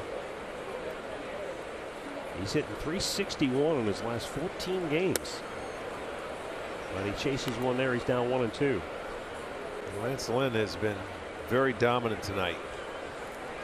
He's mixed his pitch as well. Kept him off balance. He's walked 1, struck out 5.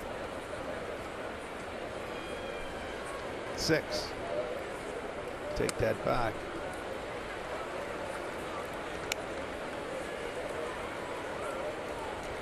The only walk came to Maile's counterpart, Austin Hedges. Yeah, he was down in that count 0-2.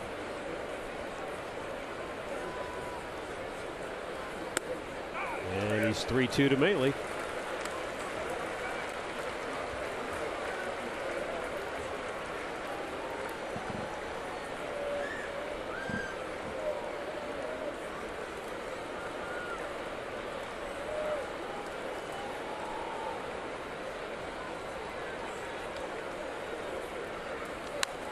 Back. I'd like to send happy birthday wishes to Ryan Weinberg, who's here tonight enjoying the ball game. Ryan, very happy birthday to you. And Frank Parks of Painesville is turning 86. And our buddy Hammy. And yes, we won't forget Tom Hamilton. It's his birthday. He is 39. 32. You're going backwards now? You and Hammy are going backwards? Yeah, we did. You guys are the same age then, huh? Yes, we, yes, 39. we are. You must have gave you a $20 spot today. I did see him talking in the hallway for quite a long time. Uh-huh. I saw that too. Might have been a transaction. Can't put nothing past those 39-year-olds. Got that right. We got a tag team. 3-2 fouled away toward Mike Sarbaugh down the third base line. Nice little battle going on here. 3 straight fouls. Well, how many times do we see it on the other side? Guy's not supposed to be in the game, not in the lineup. All of a sudden he comes in and does something big. They have something. He may be the hero tonight. You never know. That happens a lot. It's almost not like supposed to play. Yeah, it's almost like they're more relaxed because they haven't been thinking about playing. That could very well could be. High pop, shallow right. Out goes Harrison. In comes Vaughn. Vaughn makes the catch. 1 down. Injury report brought to you by the attorneys at Elk and Elk. I saw Joey Votto talking to the media, and I guess he announced that he's going to have shoulder surgery, and that's it for him this year. Anytime that happens to a player that's played as long as him, you wonder. Yeah, right. It may be the end. Period. 16 seasons, over 2,000 career hits. Well, depending on how hard he wants to rehab and come back and play is the key. You'd think he'd want to win, too. Well, that's true. You always want to win.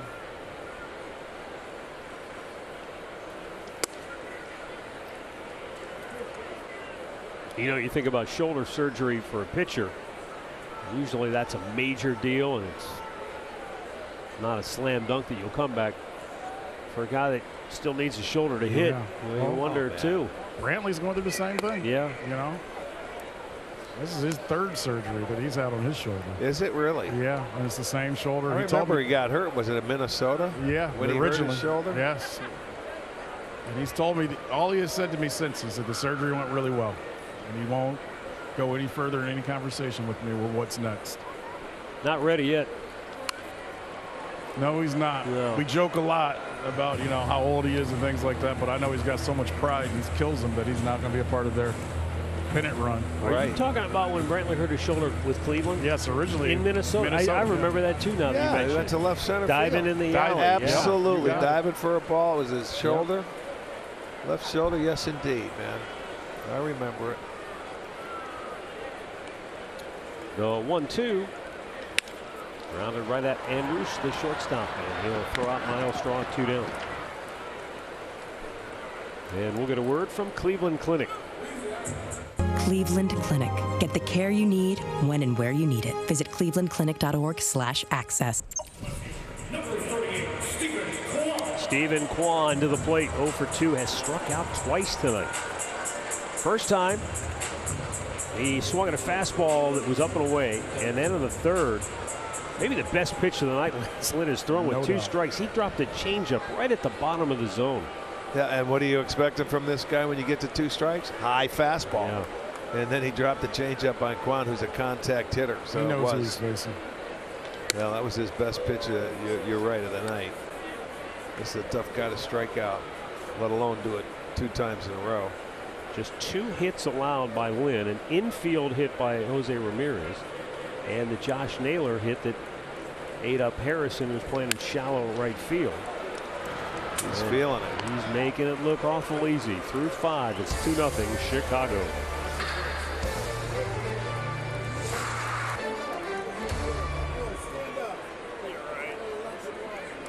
Verizon projected starters for tomorrow. Shane Bieber will go for Cleveland, and Johnny Cueto will go for the White Sox. And if, by chance, the White Sox turn things around and end up ultimately making the playoffs this year, then a lot of folks may point to Johnny Cueto as the guy that turned their season around.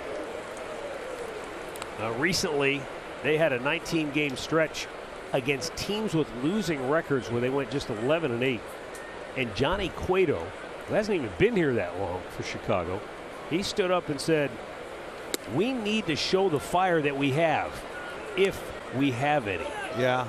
And that prompted a number of the White Sox to call a team meeting, but it wasn't a team meeting. It was just the quote-unquote team leaders, which again seemed a little odd. 8 to 10 veterans got together. Liam Hendriks was the most outspoken, at least with the media, saying that we respected the comments of Cueto because he's a 16-year veteran, and we figured if he's talking, then we better listen. We better listen, and we better get together and try to figure this out. And so when they had their team meeting, Hendriks said the one thing that Jose Abreu said that really stood out to everybody in the room was that our confidence turned into cockiness. He said, we were thinking we could just go out there and roll over teams. And looking back on it, we came to the realization it's not an easy thing to go win the division 2 years in a row. You can't just show up and expect teams to roll over for you. Now, whether or not it happened too late, only time will tell. But if Chicago turns it around, the most unlikely source may have been the guy that got their season back on track. Yeah, they brought in later. That's crazy. Something? Yes. But, you know, he is a veteran. He's been on good teams. And he's looking been a around good the room pitcher for going, a long time. there's too much talent here. What are you guys doing, Right. probably? Look at the nice 278. He's 5-5 and already given him 110 innings. Popped up on the infield. Josh Naylor behind the bag makes the grab one away. Well, our Spectrum Mobile replay, Tristan gave up 2 runs in the first, and since that first inning, he's allowed 2 hits and has struck out 10 batters on the night. Yeah, I got a really nice feel for the off-speed pitches, and you know they're sitting now on the off-speed pitches, and he can throw his high fastball by him. So he's got a nice blend, a nice mix going. He just had a tough time in the first inning. Normally, it's been home runs that have helped him, but he got out of that jam there, man on third and nobody out, and got 3 straight strikeouts. That pumped him up. But you got to give the kid some runs. They only scored him 1 in his last start in Toronto. Gave up 2 runs, 2 solo home runs, and that was it. And they could have swept Toronto if that offense showed up. And again tonight, so far, just 2 singles offensively for Cleveland. But McKenzie's keeping him in the ballgame. Yeah, that's all you can do right now. Put another 0 on the board. We know that these 2 teams, they play a lot of games just like this one. And a lot has been decided from the 7th inning on. What does it say to you about Jose Abreu that when everybody's getting tired in the month of August, he's a lifetime .334 hitter in August? He finds another gear. Yeah, it's you know, and he's the guy that most of the time when you have that lineup, we don't want him to beat us. At least that's been the Guardians' mantra every time we faced him. McKenzie strikes him out with a fastball that is number 11 on the night. You see him jumping over there. He knew he was guessing for curveball and got the fastball and took the express. And there you go, your low down and away dart. You make that pitch, hitters don't see it. It looks like it's a mile away. 1 away from his career best back on July 14th. He struck out 12 Tigers.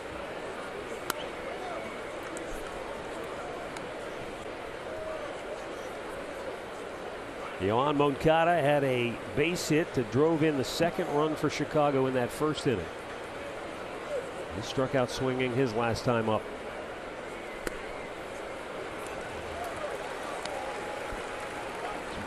Mixed in a few sliders effectively to go along with that nasty curveball. Oh, he's pounding the strike zone tonight. There's nice. there's the hook. I mean, that's on a string. That was beautiful right there. You just can't hit it. I mean, tight, late break. There you go. You try to go get it, and the thing just drops off the table. He held up that time, and it bounced in front of the plate. Count is 2-2.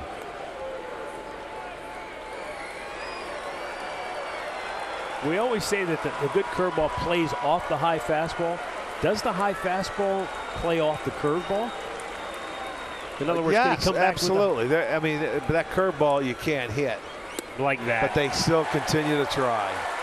He equals his career best with 12 strikeouts tonight against the White Sox.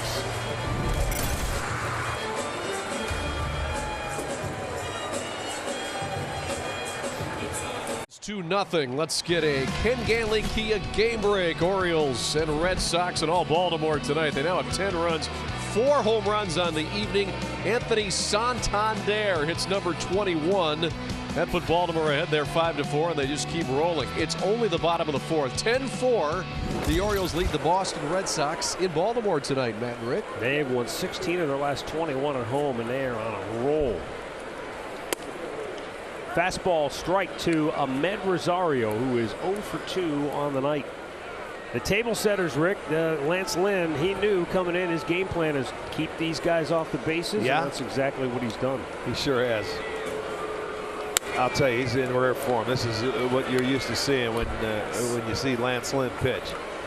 He's out there. He's going to give you everything. He's let's see, he's had 81. So he's certainly, if he can get through this inning, he's got to go through the middle part of the lineup. And he's a beast. A little low, but not bad. That just shows you the control that he has. When he misses, it's not by much. This is a well-pitched game by both pitchers.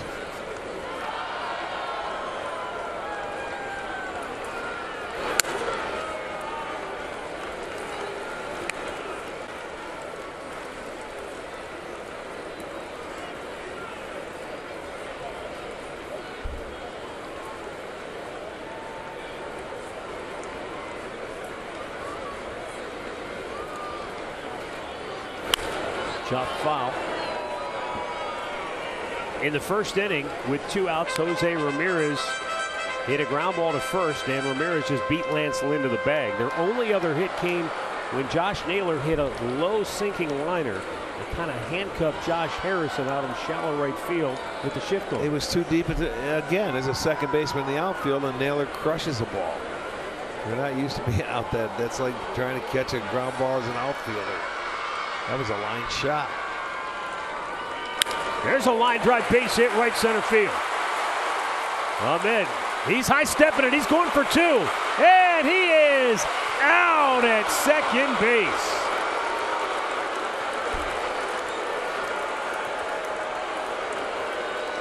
Well, you give Pollock credit. He got to the baseball, made a good throw, and that was what Ahmed was banking on.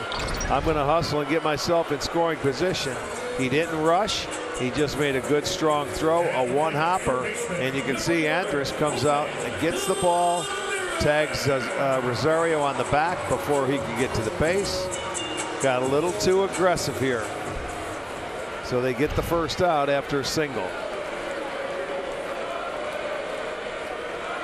Well, that brings up Jose Ramirez.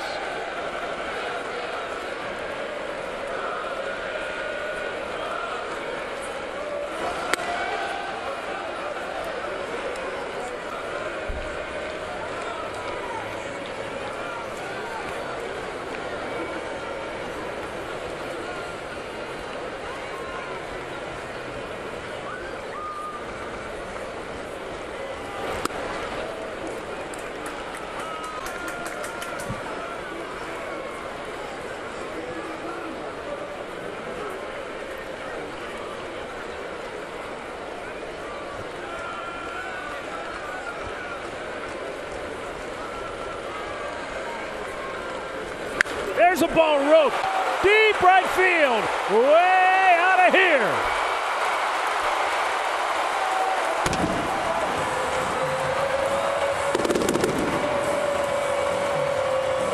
'23rd home run of the year for Jose Ramirez, his 99th run batted in.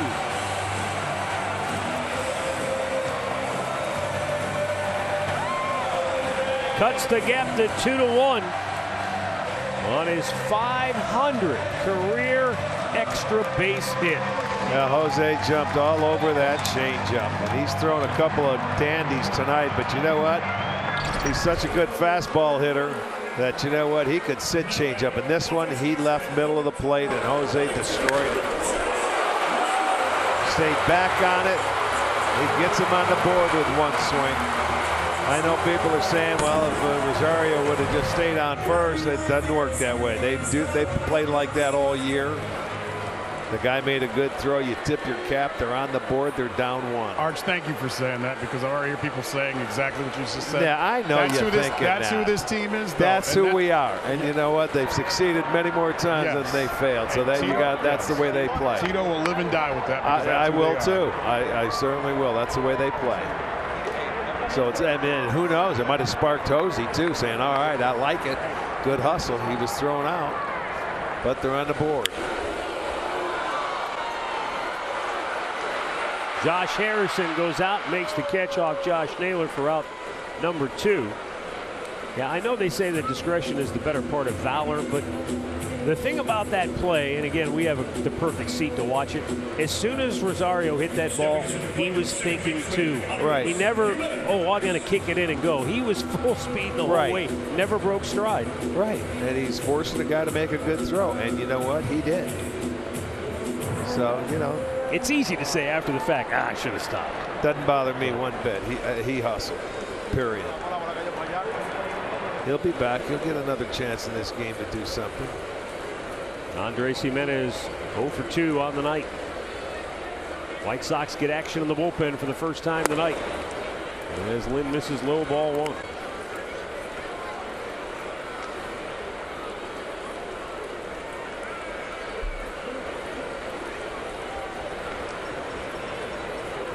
It's a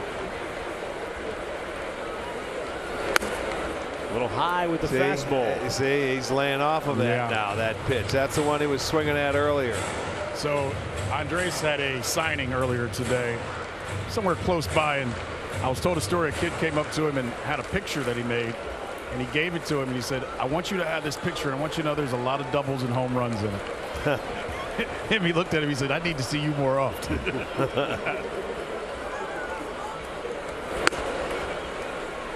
He's had his fair share of doubles and home runs this year. 20 doubles, 14 homers.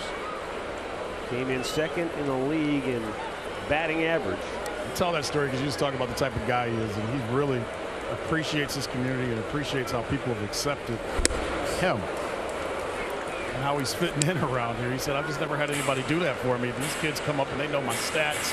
They know what I do." They did the lower. When coming around third, a kid came up and like lowering the third, how they've been doing on home run hits. And him, he goes, "Well, if you're going to do it, you got to know what it's about." He goes, "Everybody calls us a small team, the team that nobody worries about us. That's why we do that, because we're the little guy that's coming to get you." 2-2 right up the middle, and it's through. A base hit. The tying run is aboard with 2 out here in the 6th inning. Can't keep a good man down, No, and then you can't. And they're going through here for the 3rd time. 3rd hit in the inning. They had 2 hits in the first 5 innings. See, Lind felt he made a good pitch, but it found the hole. There's your shift. There wasn't over. He was covering his face. Now let's see if Oscar can get him to right center. Well, Oscar Gonzalez struck out in the 2nd, fly to center in the 4th.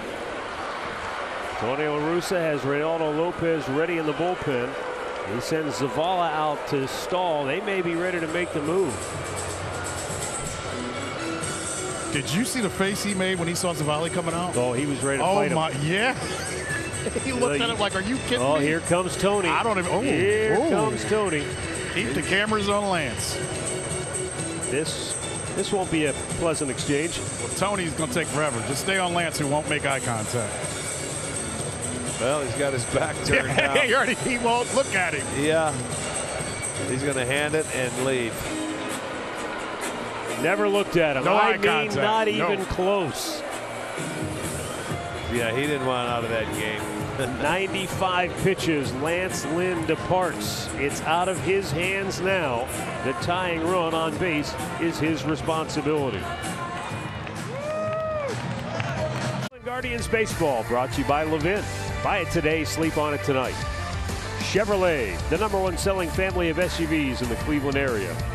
Spectrum Mobile. Switch and save with Spectrum Mobile. Nationwide, 5G included. Restrictions apply. Visit SpectrumMobile.com.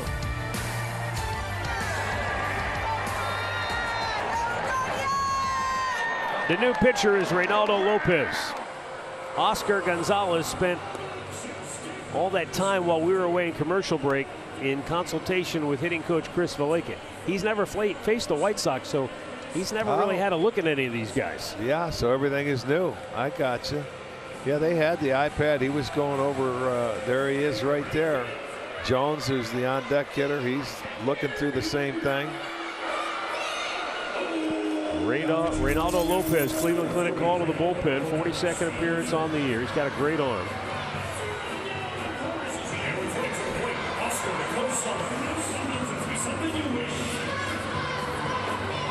Last 22 outings, he's allowed 3 earned runs.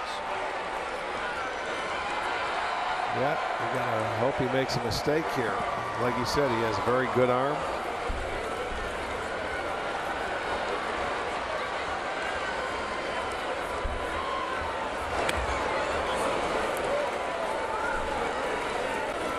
Able to lay off a first pitch slider.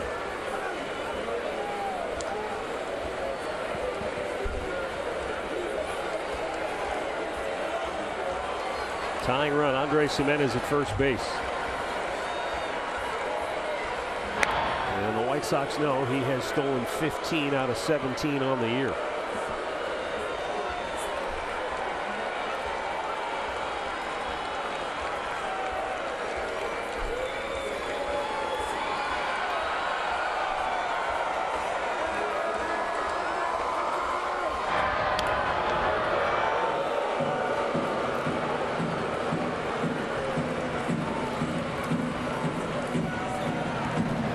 Jose Ramirez home run here in the 6th, his 23rd of the year, has cut the lead in half.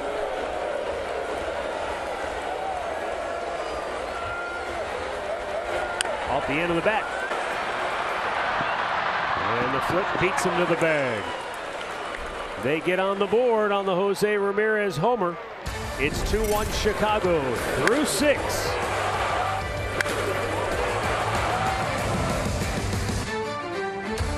$15 kids ticket and bring the family to the ballpark on Sunday for Kids Fun Day against the White Sox. Then stay after the game for Kids Run the Bases presented by Cleveland Clinic Children's. Purchase your tickets with the ballpark app or you can visit CLEGuardians.com. Yasmani Grandal leading off the 7th inning for Chicago. 0 for 2. He grounded into a double play that ended the first, struck out in the 4th.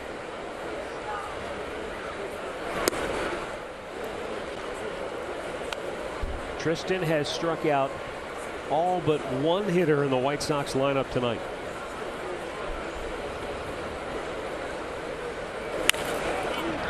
Nice pick at first base by Josh Naylor, one down.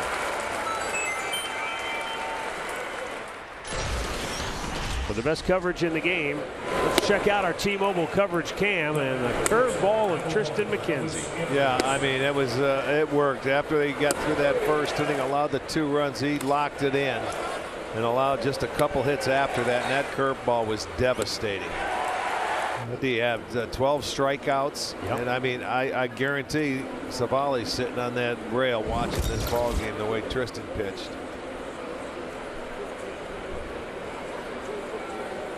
He has equaled his career high in strikeouts tonight. And Elvis Andrus is the only hitter he has not struck out. And once again, he's through 6 innings in his home. This is start number 9. This is the 8th straight time he has given you at least 6. Well, the only time he didn't go 6, that was in April. He was still building up. He went 4 1/3. He only gave up 1 run, but he was at 80 pitches, and that was the limit at that time. That's when they slow played all those starters, and that was his first start against the White Sox. And it's working out for him. The other thing is we talked a little bit about the mental space that he's working in, and that first inning maybe, beat him up last year. He knows now to settle in and not worry about what's happened in the past and to look forward. He's told me the best thing I've done is to stop overthinking it and just pitch my game and stay with my catcher. Yeah. Speaking of that, Hedgie left the game with a right ankle. They're not calling it a sprain yet, but he's looking at the right ankle is what they're looking at right now. 1 ball, 2 strikes the count on Elvis Andrus. And there it is, a new career high, 13 strikeouts for Tristan McKenzie. A baker's dozen for Dr. Sticks. Man, has he been special tonight. Oh, yeah. I mean, I don't know how many times we can show you, but the hitters keep swinging. That tells you how effective that pitch is and how tough it is to lay off. Tristan has had 15 0-2 1-2 counts, and when you can get to that and throw the pitch he's throwing tonight, you're going to get a lot of strikeouts, and he certainly has. And he's now struck out every hitter in the lineup. Josh Harrison has the last hit off McKenzie tonight, and that was a key moment of the game. He doubled and went to third on a wild pitch, and then Tristan struck out 3 in a row. That was an awesome inning for Tristan.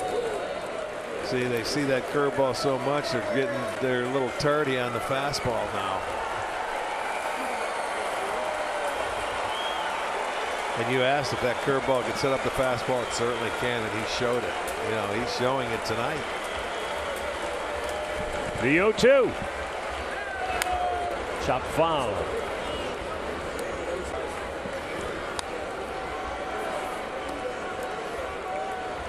Four-seamer, 42%. Normally he's up over 50. Curveball 27, slider 27. The only way you're going to hit that curveball if you move up in the box, because that's the only way you're going to get it before it breaks and hits the plate. There's another one he laid off. And a 1 ball, 2 strike count for Harrison.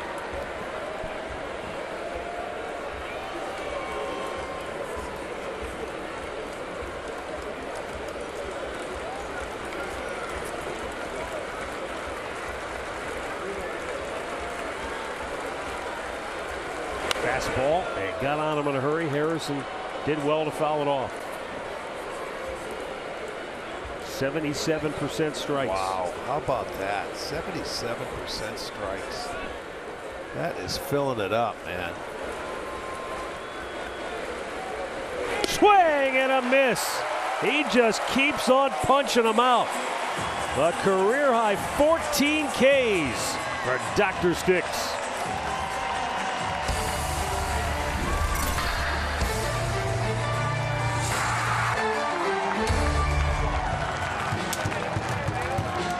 To offer members of the U.S. military, active, retired, reserve, and veterans a 15% discount off tickets to home games. Visit govx.com, or you can bring a valid military ID to the box office and save on your Guardians ticket purchase.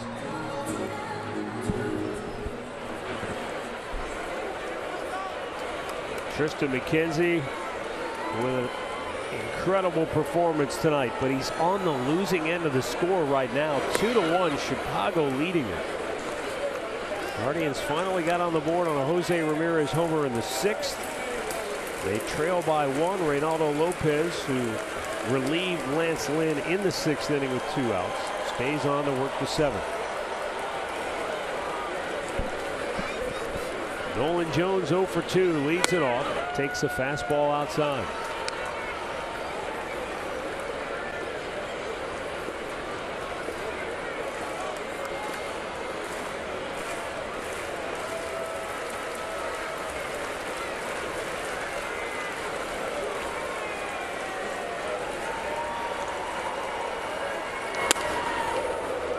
High fastball. That's a really good pitch Just right there. Barely missed. And that's at 97. That's one that you can't do anything with and on your hands.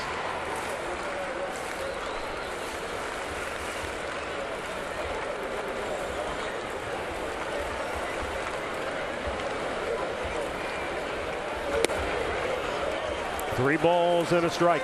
Good take right there.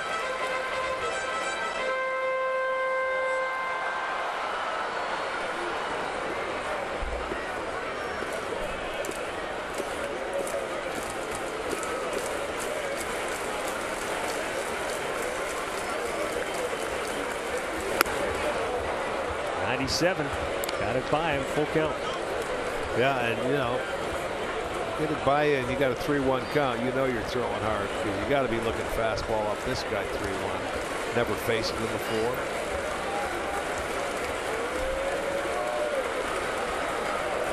Big pitch here, starting the home half of the 7th inning.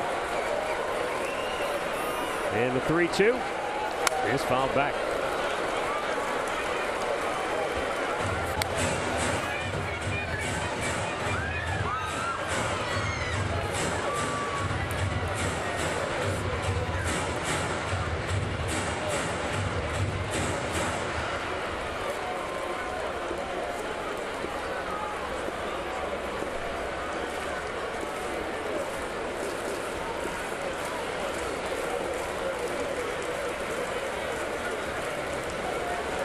Again, the payoff pitch.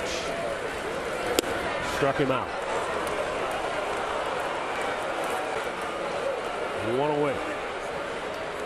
Low dart right at the knees. I mean, had the zone on the plate. You got to swing at that pitch. You can't take a call third, man, that close. That was a good pitch. Fastball down. Luke Maile 0 for 1, fly to right, his only time up. He came on for Austin Hedges, left with an ankle injury.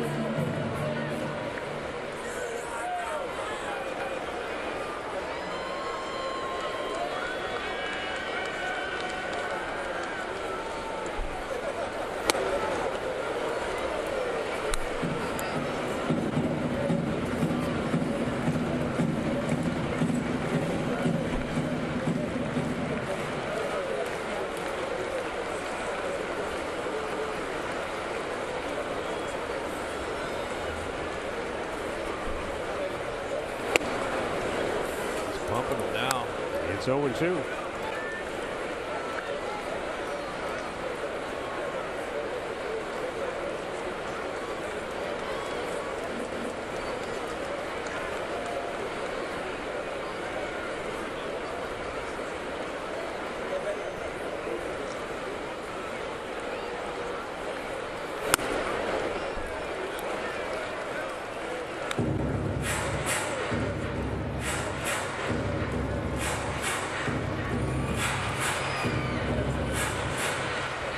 Reynaldo Lopez facing Luke Maile with a 1-ball, 2-strike count. Miles Straw waits on deck.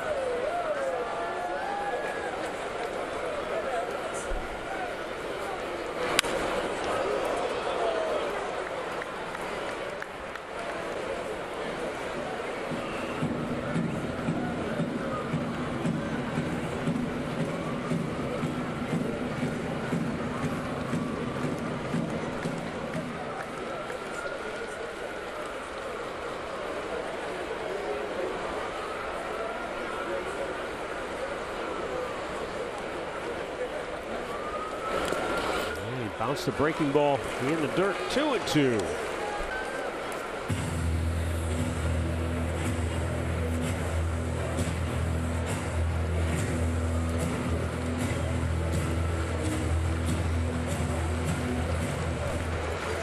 Luke Maile has seen a 98-mile-an-hour fastball, a 99-mile-an-hour fastball. Seen a couple of sliders, and now the 2-2. Yes. And wrapped to left field. He got on top of that 98-mile-an-hour fastball, and he's going to pull into second base with a 1-out double. Yeah, that was a really nice at-bat by Luke Maile. He battled him, got the fastball to his liking. He pulled it. I think that was a fastball. Yeah, it was sure 98. looked like it. Look at that. He left it middle of the plate. He took advantage of it. Pulled it down there. Gets himself a double. Maile, his 10th double of the year, and there you go. There's the tying run in scoring position.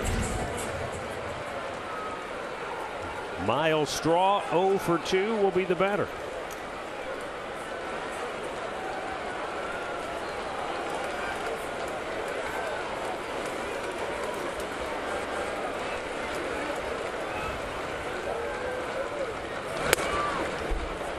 First pitch slider.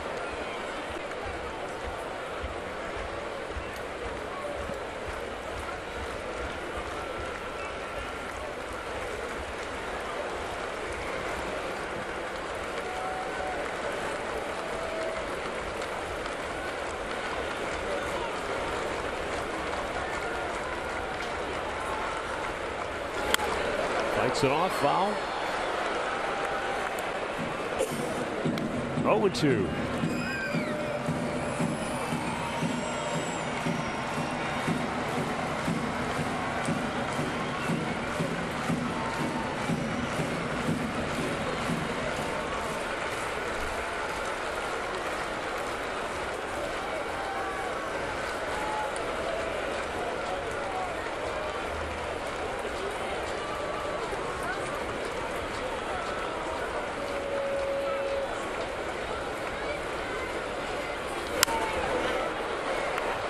Again, off to the right.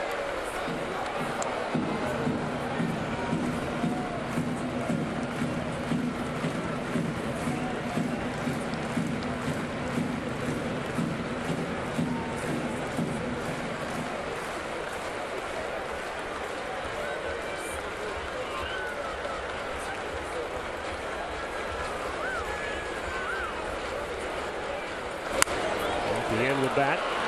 Here on the flip. 2 down. Tying run to third. And we'll get a word from Labatt Blue. Share Labatt and save $9 after mail-in rebate. Visit a participating Labatt retailer to share a good-natured Canadian Pilsner.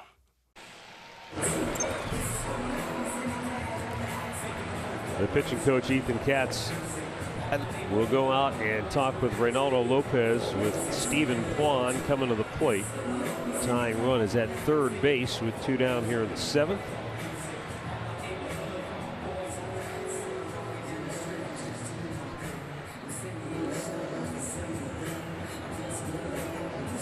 Kwan 0 for 3. But as I said, when Andres Jimenez came up in the 6th inning, you can't keep a good man down. He came in 6th in the league in batting average. He's hit .373 against Chicago on the year. Lance Lynn worked him over pretty good in the early going tonight. Matt, I'm curious where Moncada will be playing. He's not in this huddle that they're having, but between third and left with guys that throw hard. We've watched all year. And be able to drop it right behind the third baseman. Yeah, and with Jimenez playing deep and left, that gives him quite a bit of grass to work with on that left side. If we look at the shot from over here, that's a lot of room. Yeah, but they're going to pitch him in. They're going to. I mean, that's what Lynn was doing tonight. I see him continuing to go about the same way. Just try and stay in. I mean, that's not an easy pitch to get out off your fist.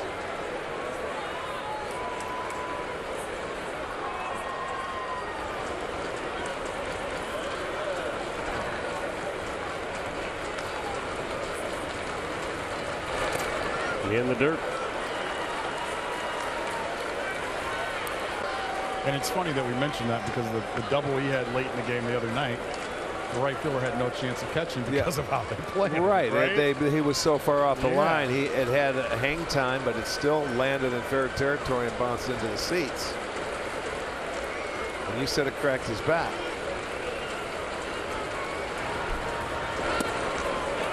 Nice take.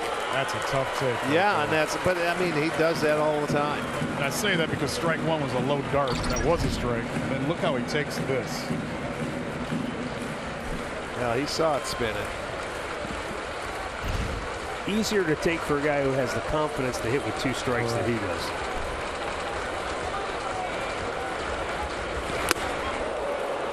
Powered it by him 98 miles an hour. Lopez has exceptional command of that fastball. Left-hander Jake Diekman loosening for Chicago. Only lefty in that bullpen.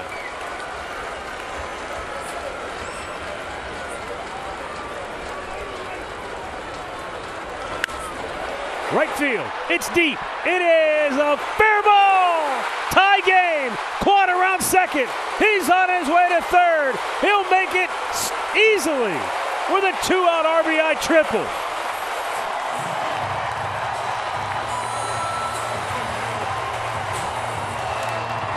What a job of hitting. They slowed it down and threw him the slider down and in. He was able to pull it away from the defense. Unbelievable. There it is. Slow it down and go get it. How he keeps it fair is beyond me. A lot of guys pull that ball foul, but he just goes and hits it. And I mean, did the same thing he did the other night. Hit them where they ain't. Hey, that was an amazing at bat, and this kid continues to marvel at people, but they slowed it down for him. I know you played in the Guardians Charity Golf Classic yesterday. You couldn't hit a wedge shot any better than that. Oh my goodness, that was just, I mean, that pitch down and in.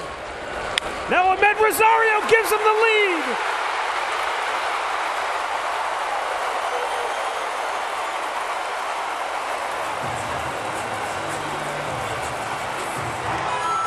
For a guy that's throwing 97 and 98, just got beat on a couple of sliders. And I'll tell you what, that's going to be tough to take. But Rosario, the 2 table setters now are cleaning it up. They're picking up the. There it is. That's down. That stayed middle of the plate, and that found a hole. Speeds up his bat a little bit. I mentioned to you earlier, they have been the table setters. But on the year, that's now 7 runs batted in for Quan against Chicago and 8 runs batted in for Rosario against these White Sox. Well done. Well done. All coming with 2 outs. Reynaldo Lopez gets the hook. Jake Diekman, the lefty, will come on to face Jose Ramirez. And once again, this Guardians group comes from behind. They now lead it 3-2 in the 7th. Is Triston McKenzie. Yeah, look at that conversation. I love you, man. What a big hit it was to tie the game, and then Rosario followed it up. And now Jose Ramirez coming to the plate. 500 career extra base hits after his home run in the 6th inning. That's the list he is on now in club history. Select few, huh? Guys, they showed that stat up on the Jumbotron, and I was sitting next to Jose, and Ahmed looked at him and kind of elbowed him in the ribs. We got a smile from him, and we both, Ahmed and I said, you got to keep going. And he just goes, I will. He's far from finished. And the Gardiac kids continue to surprise opponents night after night. Now Jose. Back-to-back 2-out RBI hits. The triple by Kwan that tied it. And Rosario's base hit into left field to give Cleveland the lead. Jake Diekman, the only lefty in that Sox bullpen.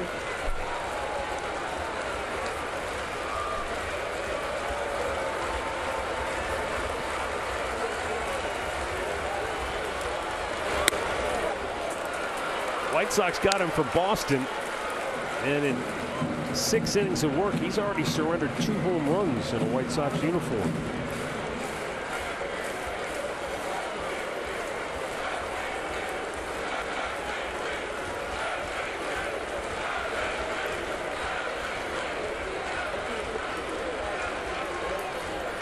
Here's the 1-1. There you go. Nice patient at bat. Make him come to you. Tried to get him to chase that little breaking ball down, back foot slider.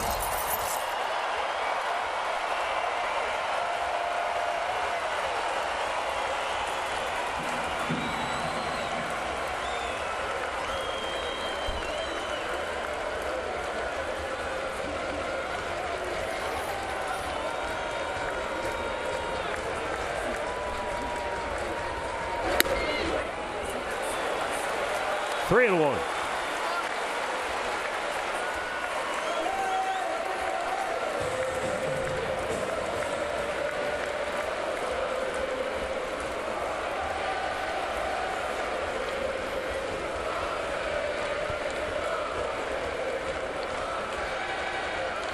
Yeah, that's back out of play.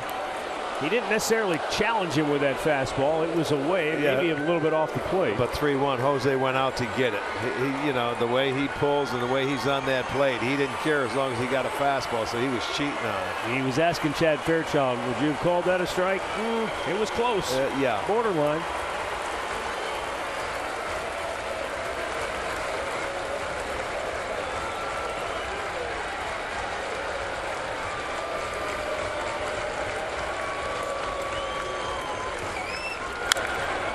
Right back. The top hand come over, trying to hook him.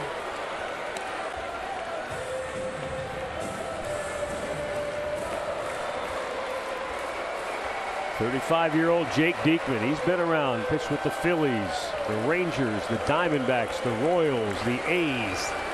Began this year, as I said, with Boston, and now pitching for the White Sox.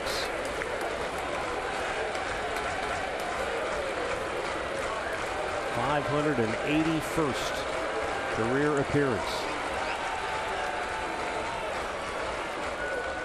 Up and away, ball 4. 2 on, 2 out. And now the lefty-lefty matchup as Josh Naylor heads to home plate.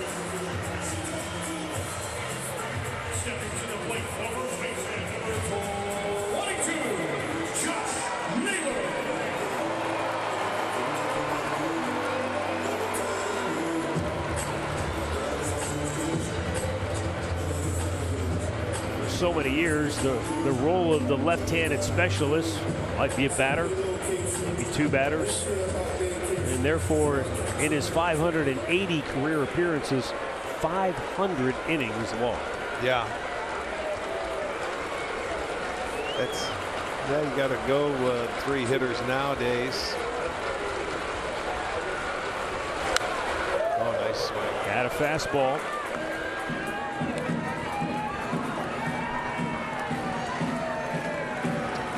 Toronto beating New York again tonight, 3-0. Cosman doing the job. Yep.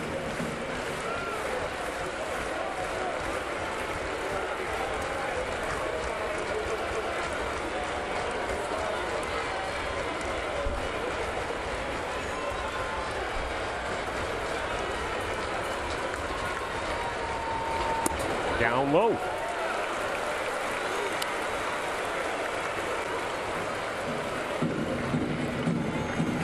you guys are talking about scores, you checking out what's going on in Baltimore and Boston? Yeah, it was 10-9. It's like a football score. It's 14-9 now. Oh, is that right? The Ravens just scored another touchdown. Patriots better get it together. Was it a pick six? Pick six. Oh, yeah, they scored. Well, divisional foes, they got to fight for the wild card spot, so that's, I think, why you're seeing such Baltimore's a score. fighting with everybody all week long. They're going to be fighting the rest of the year long.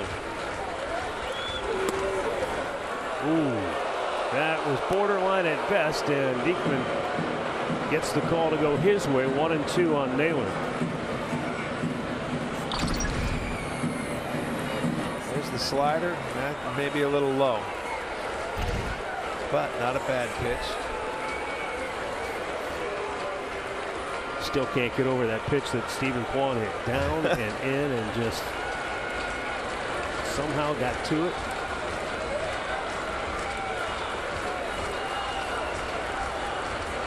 The 1-2. That's low.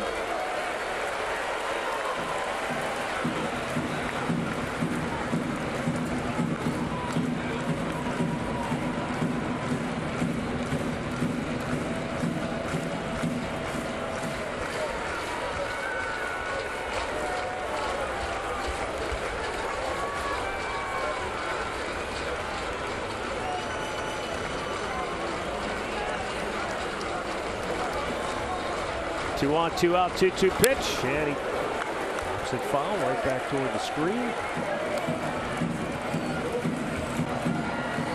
Reload and try again.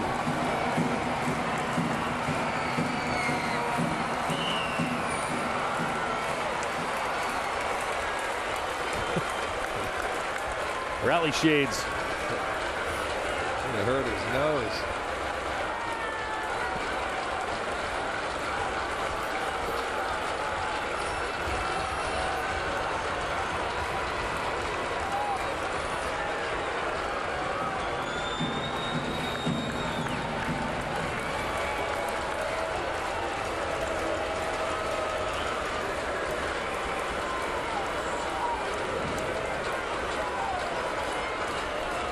Diekman takes his time. 6 balls, 6 strikes. For the veteran left-hander. And they were spoiled a borderline pitch. Little emergency swing right there to stay alive. Wasn't sure about it, just checked it, but fouled it off. He knew it was breaking away, but he didn't want to see. He's one of those hitters. He's not going to let the umpire make the decision on it. He's going to foul off the tough pitch, and that's exactly what he did to live for one more. And he's a guy we've seen go 6 inches, 8 inches off the plate and be able to still put it in play and get a knock. See if Diekman goes farther away, or does he dare to try to bust him in?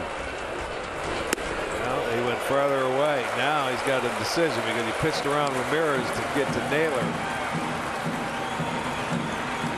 You got Jimenez on deck. He's not going to give in. He knows Naylor's a good fastball hitter. The White Sox should know. 16 ribbies against him this year.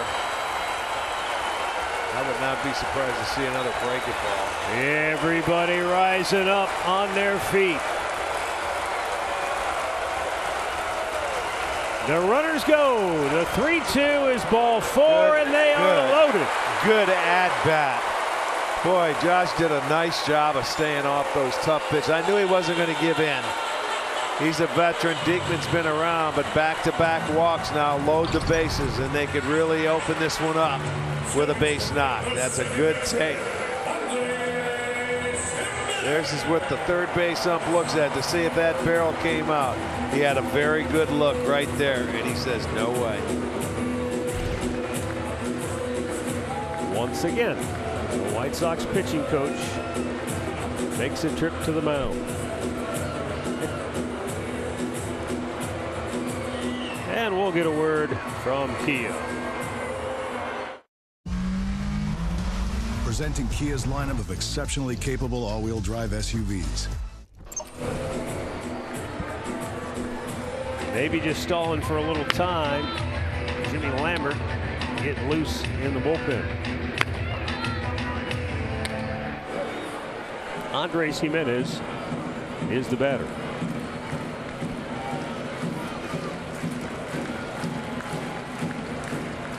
That's exactly what they did. Stall. Let's get the right-hander ready. Well, they may have realized if Gimenez keeps this inning alive, we don't want Diekman to face Gonzalez.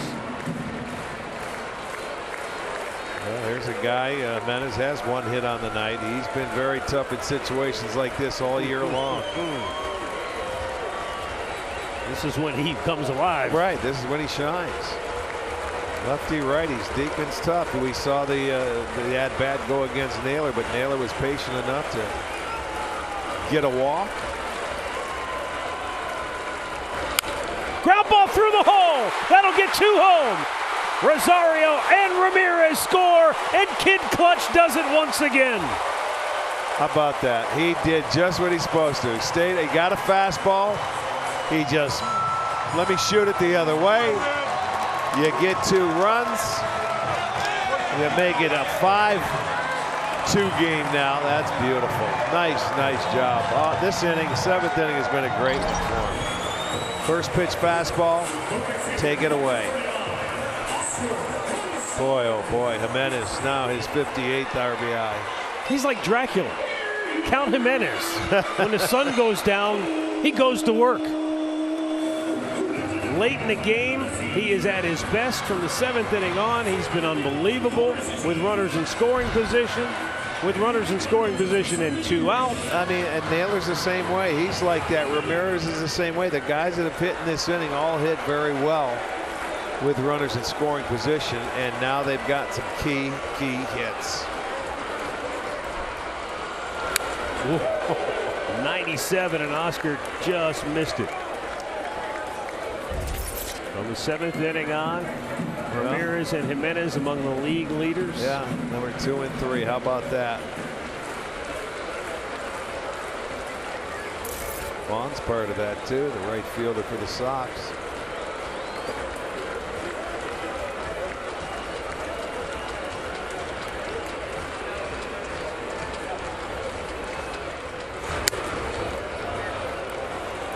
Through the first 5 innings, they had 2 hits. They've had 7 hits since. 3 in the 6th, 4 here in the 7th to go along with the 2 walks.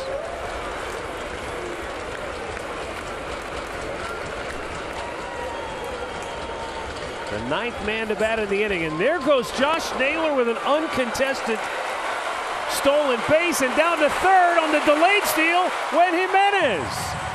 Well, you had to make sure that Naylor was going to go. You can't, and he could stop. But he never looked at him, and he just kept running. So he went to 3rd base on his own. He knew he wasn't paying attention. He had a running start, and as he tried to, when Zavala went to 3rd, he dropped the ball, and then that's when Gimenez said, I'm going to go to 2nd base. And now they'll intentionally walk Gonzalez. This inning's out of control.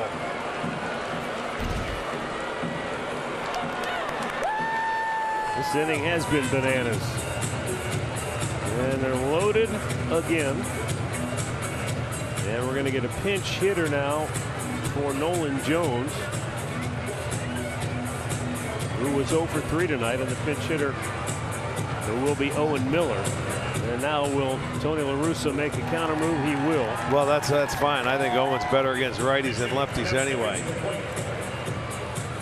Jimmy Lambert was getting loose. He's ready.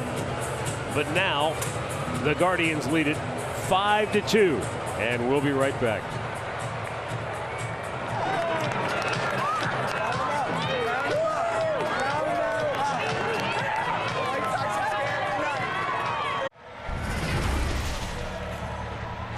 Key play of the game. Remember this?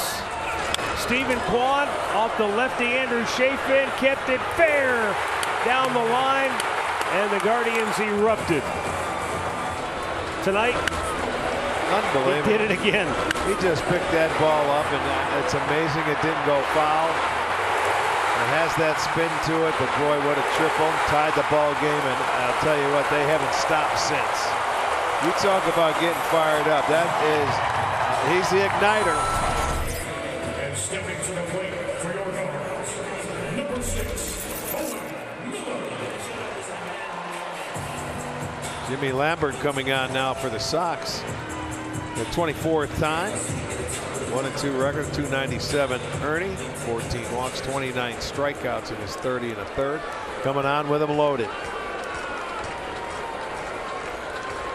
Owen Miller, the pinch hitter.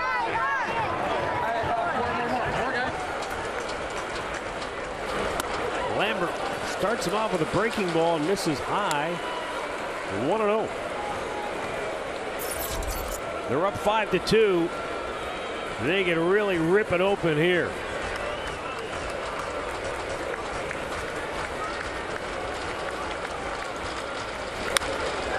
Right field. And a nice running catch by Vaughn to end the inning. But what an inning. Luke Maile in his second at bat of the night. He came on for the injured Austin Hedges. He started it with a double. Stephen Kwan tripled him home to tie it. Rosario gave him the lead. And then Andres Jimenez with a 2-run opposite field single. 5-2 Cleveland. Telecast is presented by authority of the Cleveland Guardians and may not be reproduced or retransmitted in any form. And the accounts and descriptions of this game may not be disseminated without the express written consent of the Cleveland Guardians. In their last game, they scored 6 2-out runs in the 8th inning. Tonight, they score 4 2-out runs in the 7th inning, both times overcoming deficits to take the lead.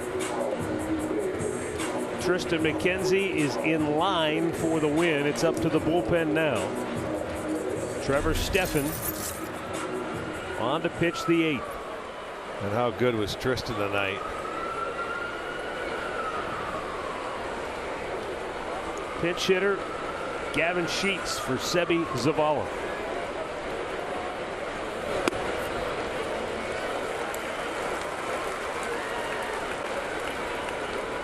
I mean, when you consider where you're at in the season, where you're at in the standings, gave up 2 in the first, and you know the team wasn't scoring. You could make a case this is as good as he's ever been. You would keep saying that though. 14 strikeouts, though, career high. I mean, we're saying that now, start after start after start. This could be one. He gives you length. He goes 6, 7 innings every start out there. And that's been the formula with this team, with the great starting pitching they've been getting, and their bullpen has really beefed it up because they're taking innings away from them, and they're doing an outstanding job. From the All-Star break, our bullpen is the best. No walks, few walks, and a lot of strikeouts. Like Dennis Martinez told us earlier, sometimes in that first inning, you're trying to find the command, different pitches. You're trying to search for it. White Sox got to him.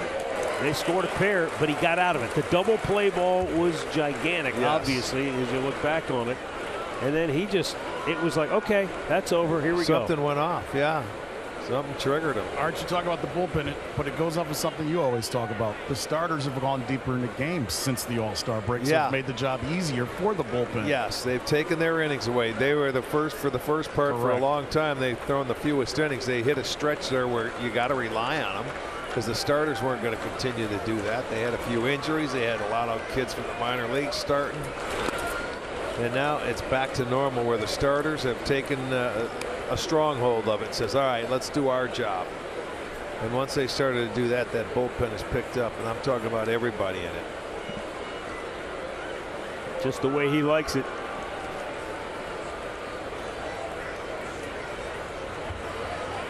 Trevor Stephan takes aim with a 2-2 pitch to Gavin Sheets. Struck him out looking. Since the All-Star break, Cleveland's bullpen has 106 strikeouts. That's the second most in the majors, and they've only walked 19 batters. That's the fewest in the majors. Right. And they don't give up a lot of dingers, so I mean they're making it awfully tough against the opponents. And that's why they have a good, now that they're back intact, it's a comeback team because they seem to score late and they don't give up much late. A.J. Pollock Struck out his last 2 times up against Tristan McKenzie, and he gets after the first pitch, fouling it back out of play. Well, it looked like when this game started, they were going to be off to the races with 4 hits in the first inning. But they only have 2 sets. And a bunch of strikeouts on the docket.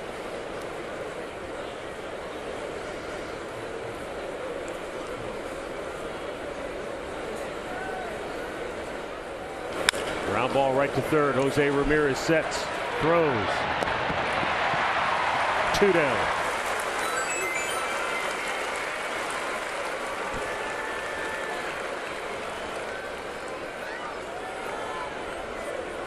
How long do you suppose they're waiting in Minnesota before they post this score? I don't know what they do. They just finish this one off.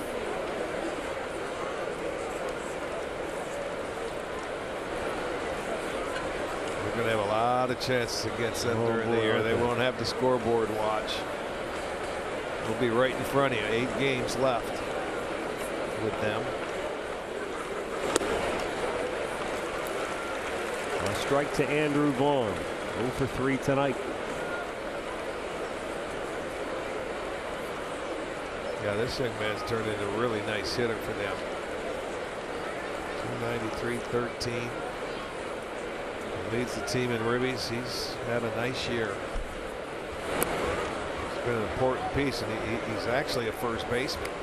But you can't play there when you got Abreu. Abreu doesn't like to DH a whole lot. He likes to play the position. So Vaughn's played a little left field, played some right field. He's DH'd, whatever, but you can't take that bat out of the lineup.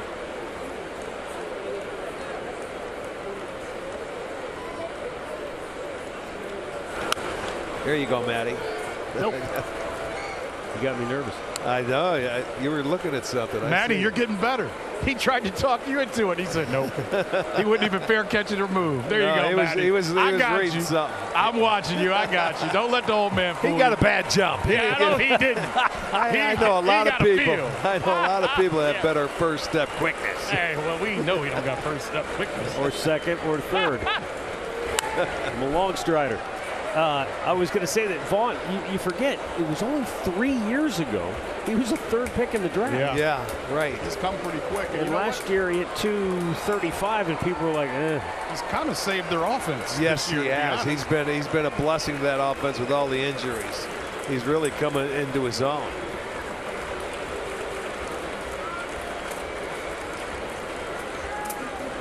The 1-2. Kind of a strange quote, but I want to read it anyway. Tony La Russa, his manager, said, quote, "What happens between his ears is amazing." I've never heard it done that way. Out of context, it just sounds weird, but he's been a really good clutch hitter for Chicago. He's a good breaking ball hitter too, and now a lot of young hitters, they have trouble, and it takes a while to adjust. But I've seen him. I think he's a pretty darn good breaking ball hitter. I think a lot of times you can get him out with a fastball. Probably because a lot of younger kids are spinning the ball more than they did in the past. Yeah, exactly. That's amen. Well, Steffen definitely doesn't want to walk him. Got to go at him here. 3-2. Oh, I think he hit him in the face. I think it deflected off his arm or his bat and got him right in the face.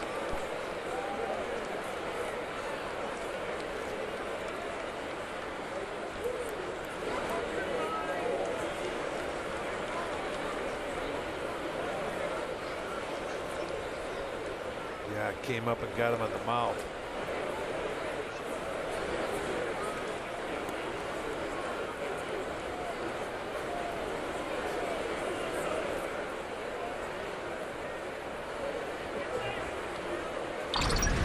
I think it gets his arm first and then goes right and hits him in the face. Sure did. And then it hits the top of his helmet. So, oh, that got him. That's.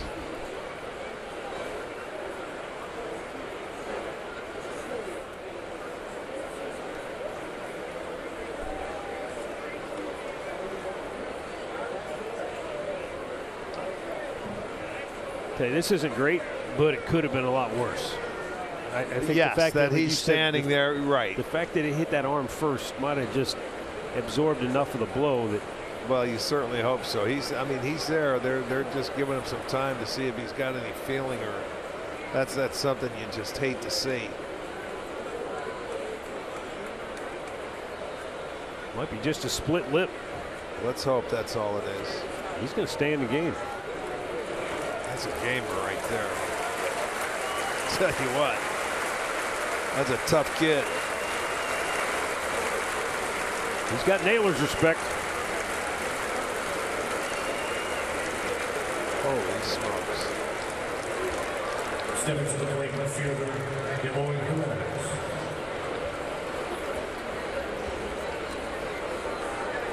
He's going to have a swollen lip tomorrow. That's guaranteed. Look at, they're talking about it. But how's it look? It looks fine. Like, ooh, I can't even notice. I couldn't even tell. Hey, you look the same, bro. No, that's toughness right there. Yeah, and hopefully he's really fortunate. 2 down. Eloy Jimenez steps in.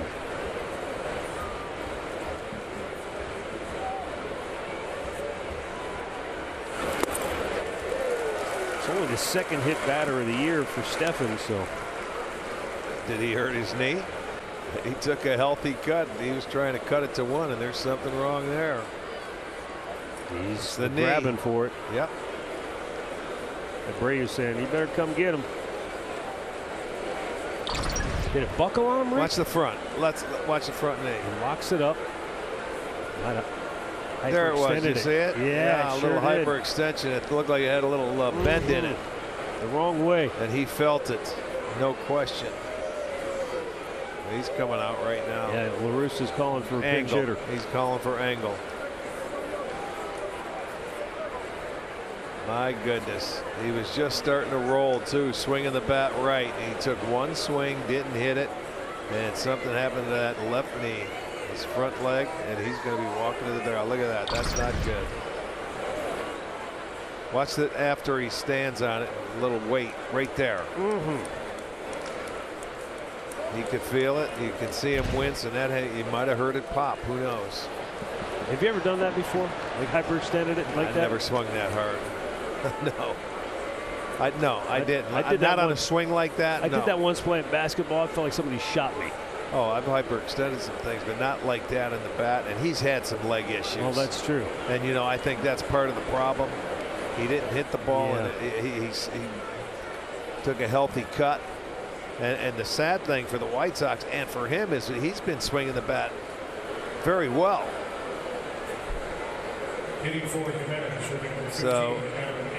So Adam Engel will come on to bat for Jimenez.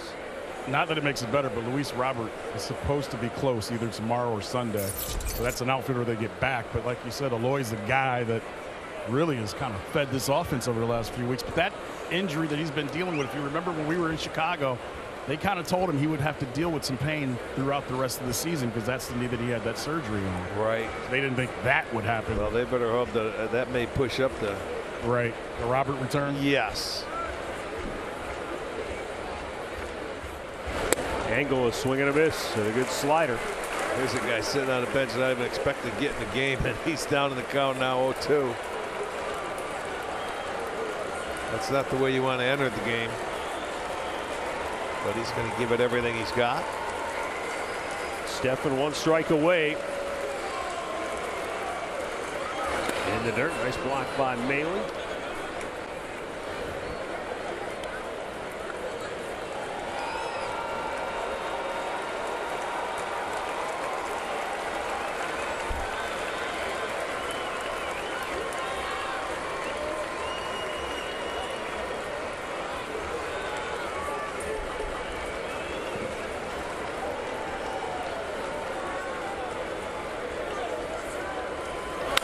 Bouncer to Ramirez. He'll go the short way. Inning over. We head to the bottom of the 8th. 5-2 Cleveland.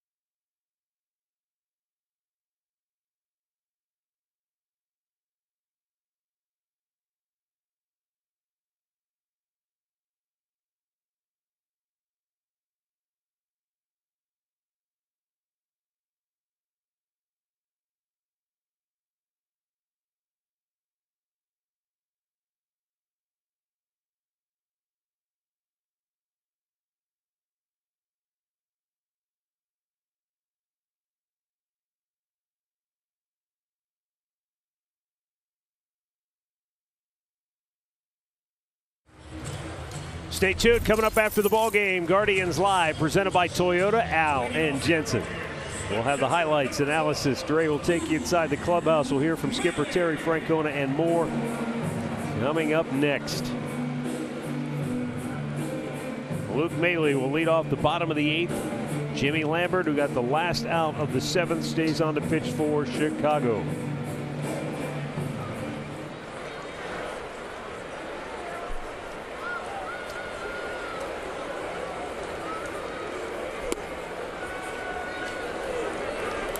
Slider in for a strike. Look at the big double starting off that second inning with 1 out. With a 97, 98 mile an hour fastball down in the corner and left. Defensively now for Chicago, Adam Engel, who pinch hit. He's in center field, and A.J. Pollock moves to left. Looks like Sheets to right field because they lose their DH, right? Because that's what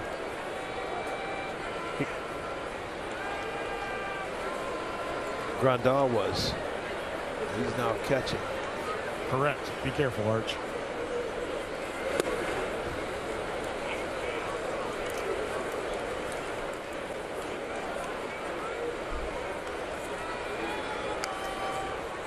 So 1 out after Maile strikes out. Center fielder, And Miles Straw coming up.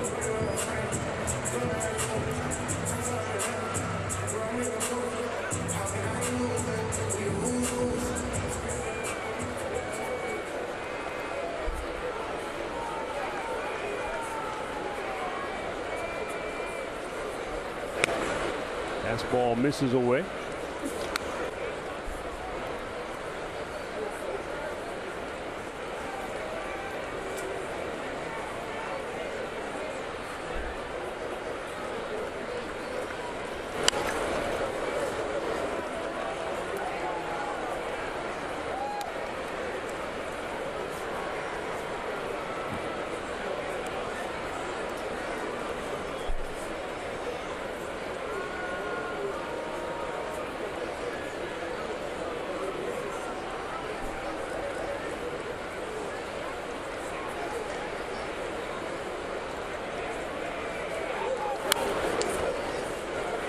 Jimmy Lambert's one of those guys, you know, he started a couple of games. He's finished a few games.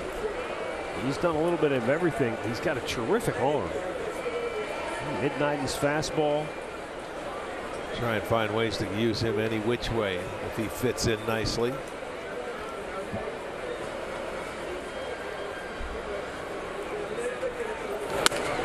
Fastball up high.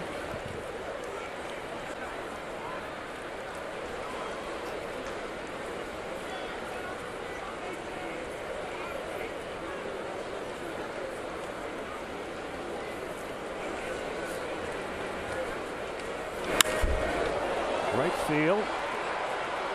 Sheets is under it and makes the catch. 2 down.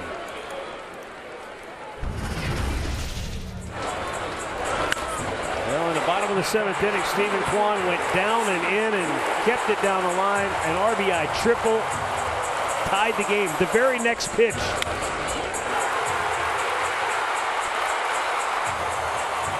And they had the lead. And how about that one for a little after a couple of walks? Kid Clutch comes up big. Drove in a pair. Continued his damage late in games.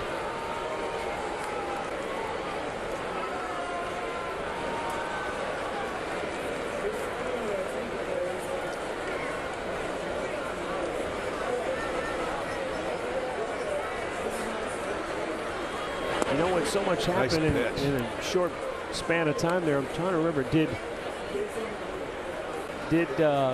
Jimenez, like Rosario, was that a first pitch? Yeah, fastball. So they both jumped on the first pitch. It was a fastball inside. He took it to over the shortstop. Yes, it was. And normally you think, well, after you just walk 2 guys, you're going to take a pitch, right? No, no, because you're left-handed on lefty. He was pitching around Ramirez. Naylor had a great terrific at bat. And not only that, that's what he is. He's been one of the best hitters in first pitches of the. First couple pitches of the at bat. He's a terrific hitter. He got his fastball. He found the hole, and right now, the rest is history. That inning, that was a terrific inning. Yeah, but isn't it amazing that this team is all about patience at the plate and working guys over? Yes, that guy attacks work. you when it's time to attack. Well, when you have a guy that, I think it was Maley came in and he's filling in for Hedges who got hurt. He had a 9-pitch at bat. And I mean, you're down in the count. They all do it. But even Ahmed Rosario, I mean, he's a guy that if he likes it early, he's getting after it. Yes. I think thou shalt not take if I like. Thou shalt not. If I like. Bible of Arts. Look out! Look out! That's why you like those early Sunday mornings. Get a liner to second base, caught by Harrison to retire the side. Well, we're going to the 9th. Bring on Clase.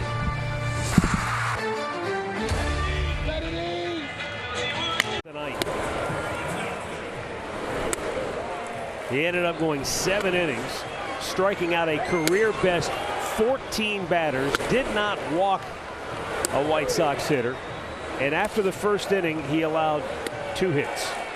Devastating curveball tonight. He mixed it up just beautifully. He turned that curveball into, then he could throw fastballs by him. And that's all they were trying to do, was hit that curveball, and nobody could. What a night. They finally got him some runs. Sudden Sam McDowell did it a couple of times. You saw more than a few White Sox hitters after swinging and missing kind of shake their head like, damn. I know. Yeah. That's when you know that you've got him. The only problem for Tristan was he had no support, and then they showered him in the 7th inning after he went all 1, 2, about 3. the timing. I don't like to. Yeah, but you see what? If he didn't go 7 innings, he wouldn't have had a chance to get a win. That's true. That's why, as a pitcher, you got to shoot high. If you can stay in ball games, because with this offense, it usually seems to score late. That's how wins come sometimes.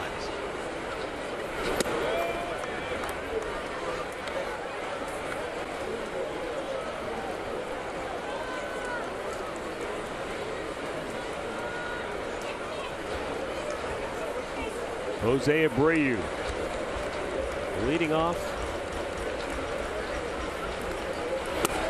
And he takes a fastball strike.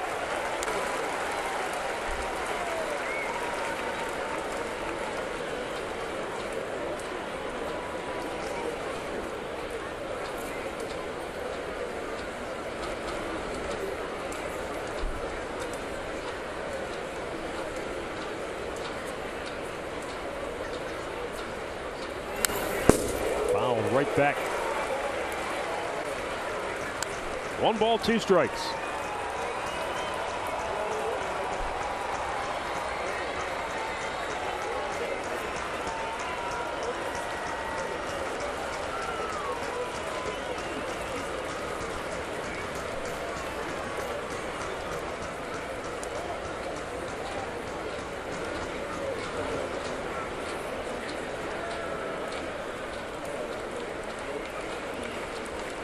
And the 1-2. On the ground to short, Rosario. Throws him out, 1 down.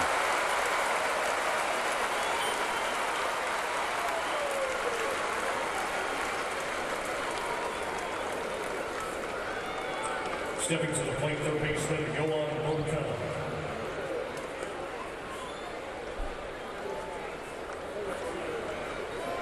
Yoan Moncada, 1 out of 3 on the night.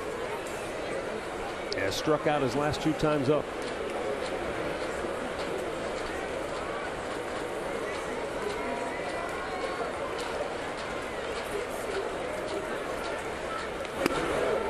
Fastball strike. How about this for tonight for, mostly McKenzie, Stephan, now Clase.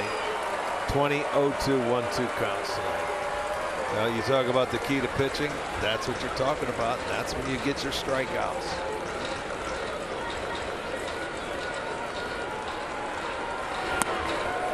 And it's 0-2 and a nasty slider.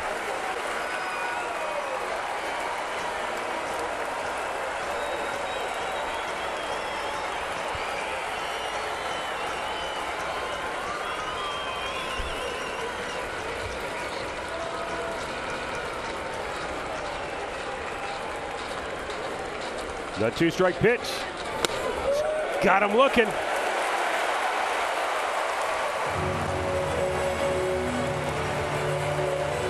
Two away.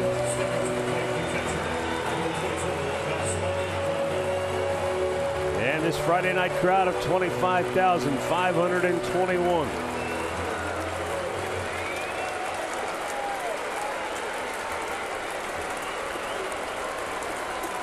And watch their first place Guardians fall behind early. Then they watch Triston McKenzie just dominate Chicago's lineup for 7 innings to give his team a chance to rally, and rally they did. With 4 in the 7th, following the Jose Ramirez solo homer in the 6th that got him on the board. And now 1 out away from a series opening win. And a line drive single into center field will keep Chicago's hopes alive.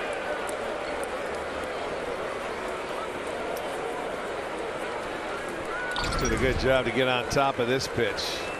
Look at that. He was looking up in the air. That was a line drive, wasn't it? That is they weird. both did. The catcher did too. Maley did. They both looked up because it was so high. And I'll tell you what, he got on top of it, man. Hit a liner. They were looking for the pop-up and got a line drive. Elvis Andrus 0 for 3 tonight.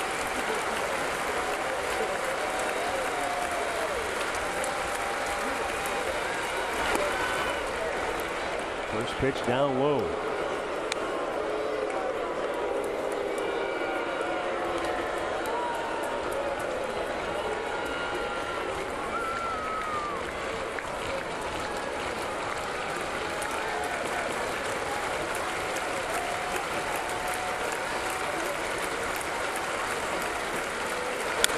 Little topper, and it goes foul.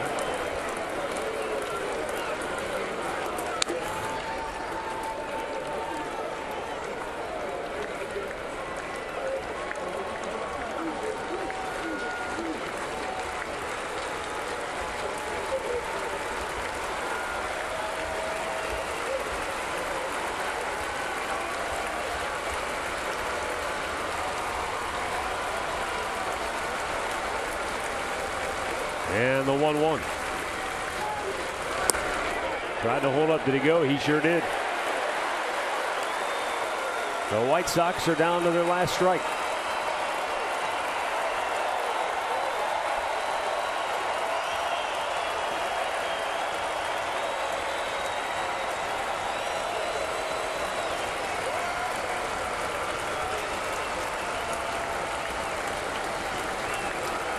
Clase. He fires, swing and a miss, book it.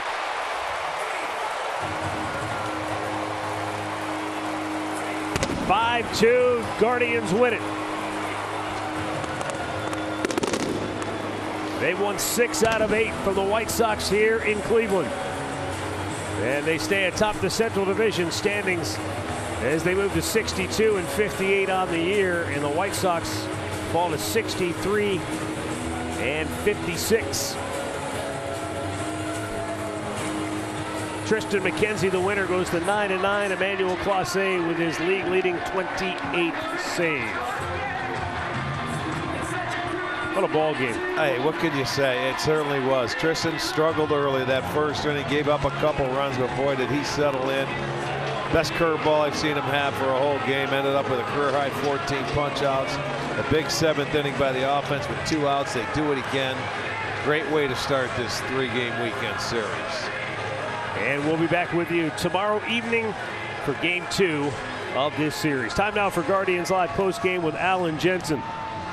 Triston McKenzie with just an unbelievable performance tonight. It was great to see the offense come to the rescue. Certainly was. 7th inning, 4 runs. We were talking about that in the press box, Jensen. This team scoring late. It's been their trademark this year, and tonight it happened again. 30 runs now in the season series scored from the 7th.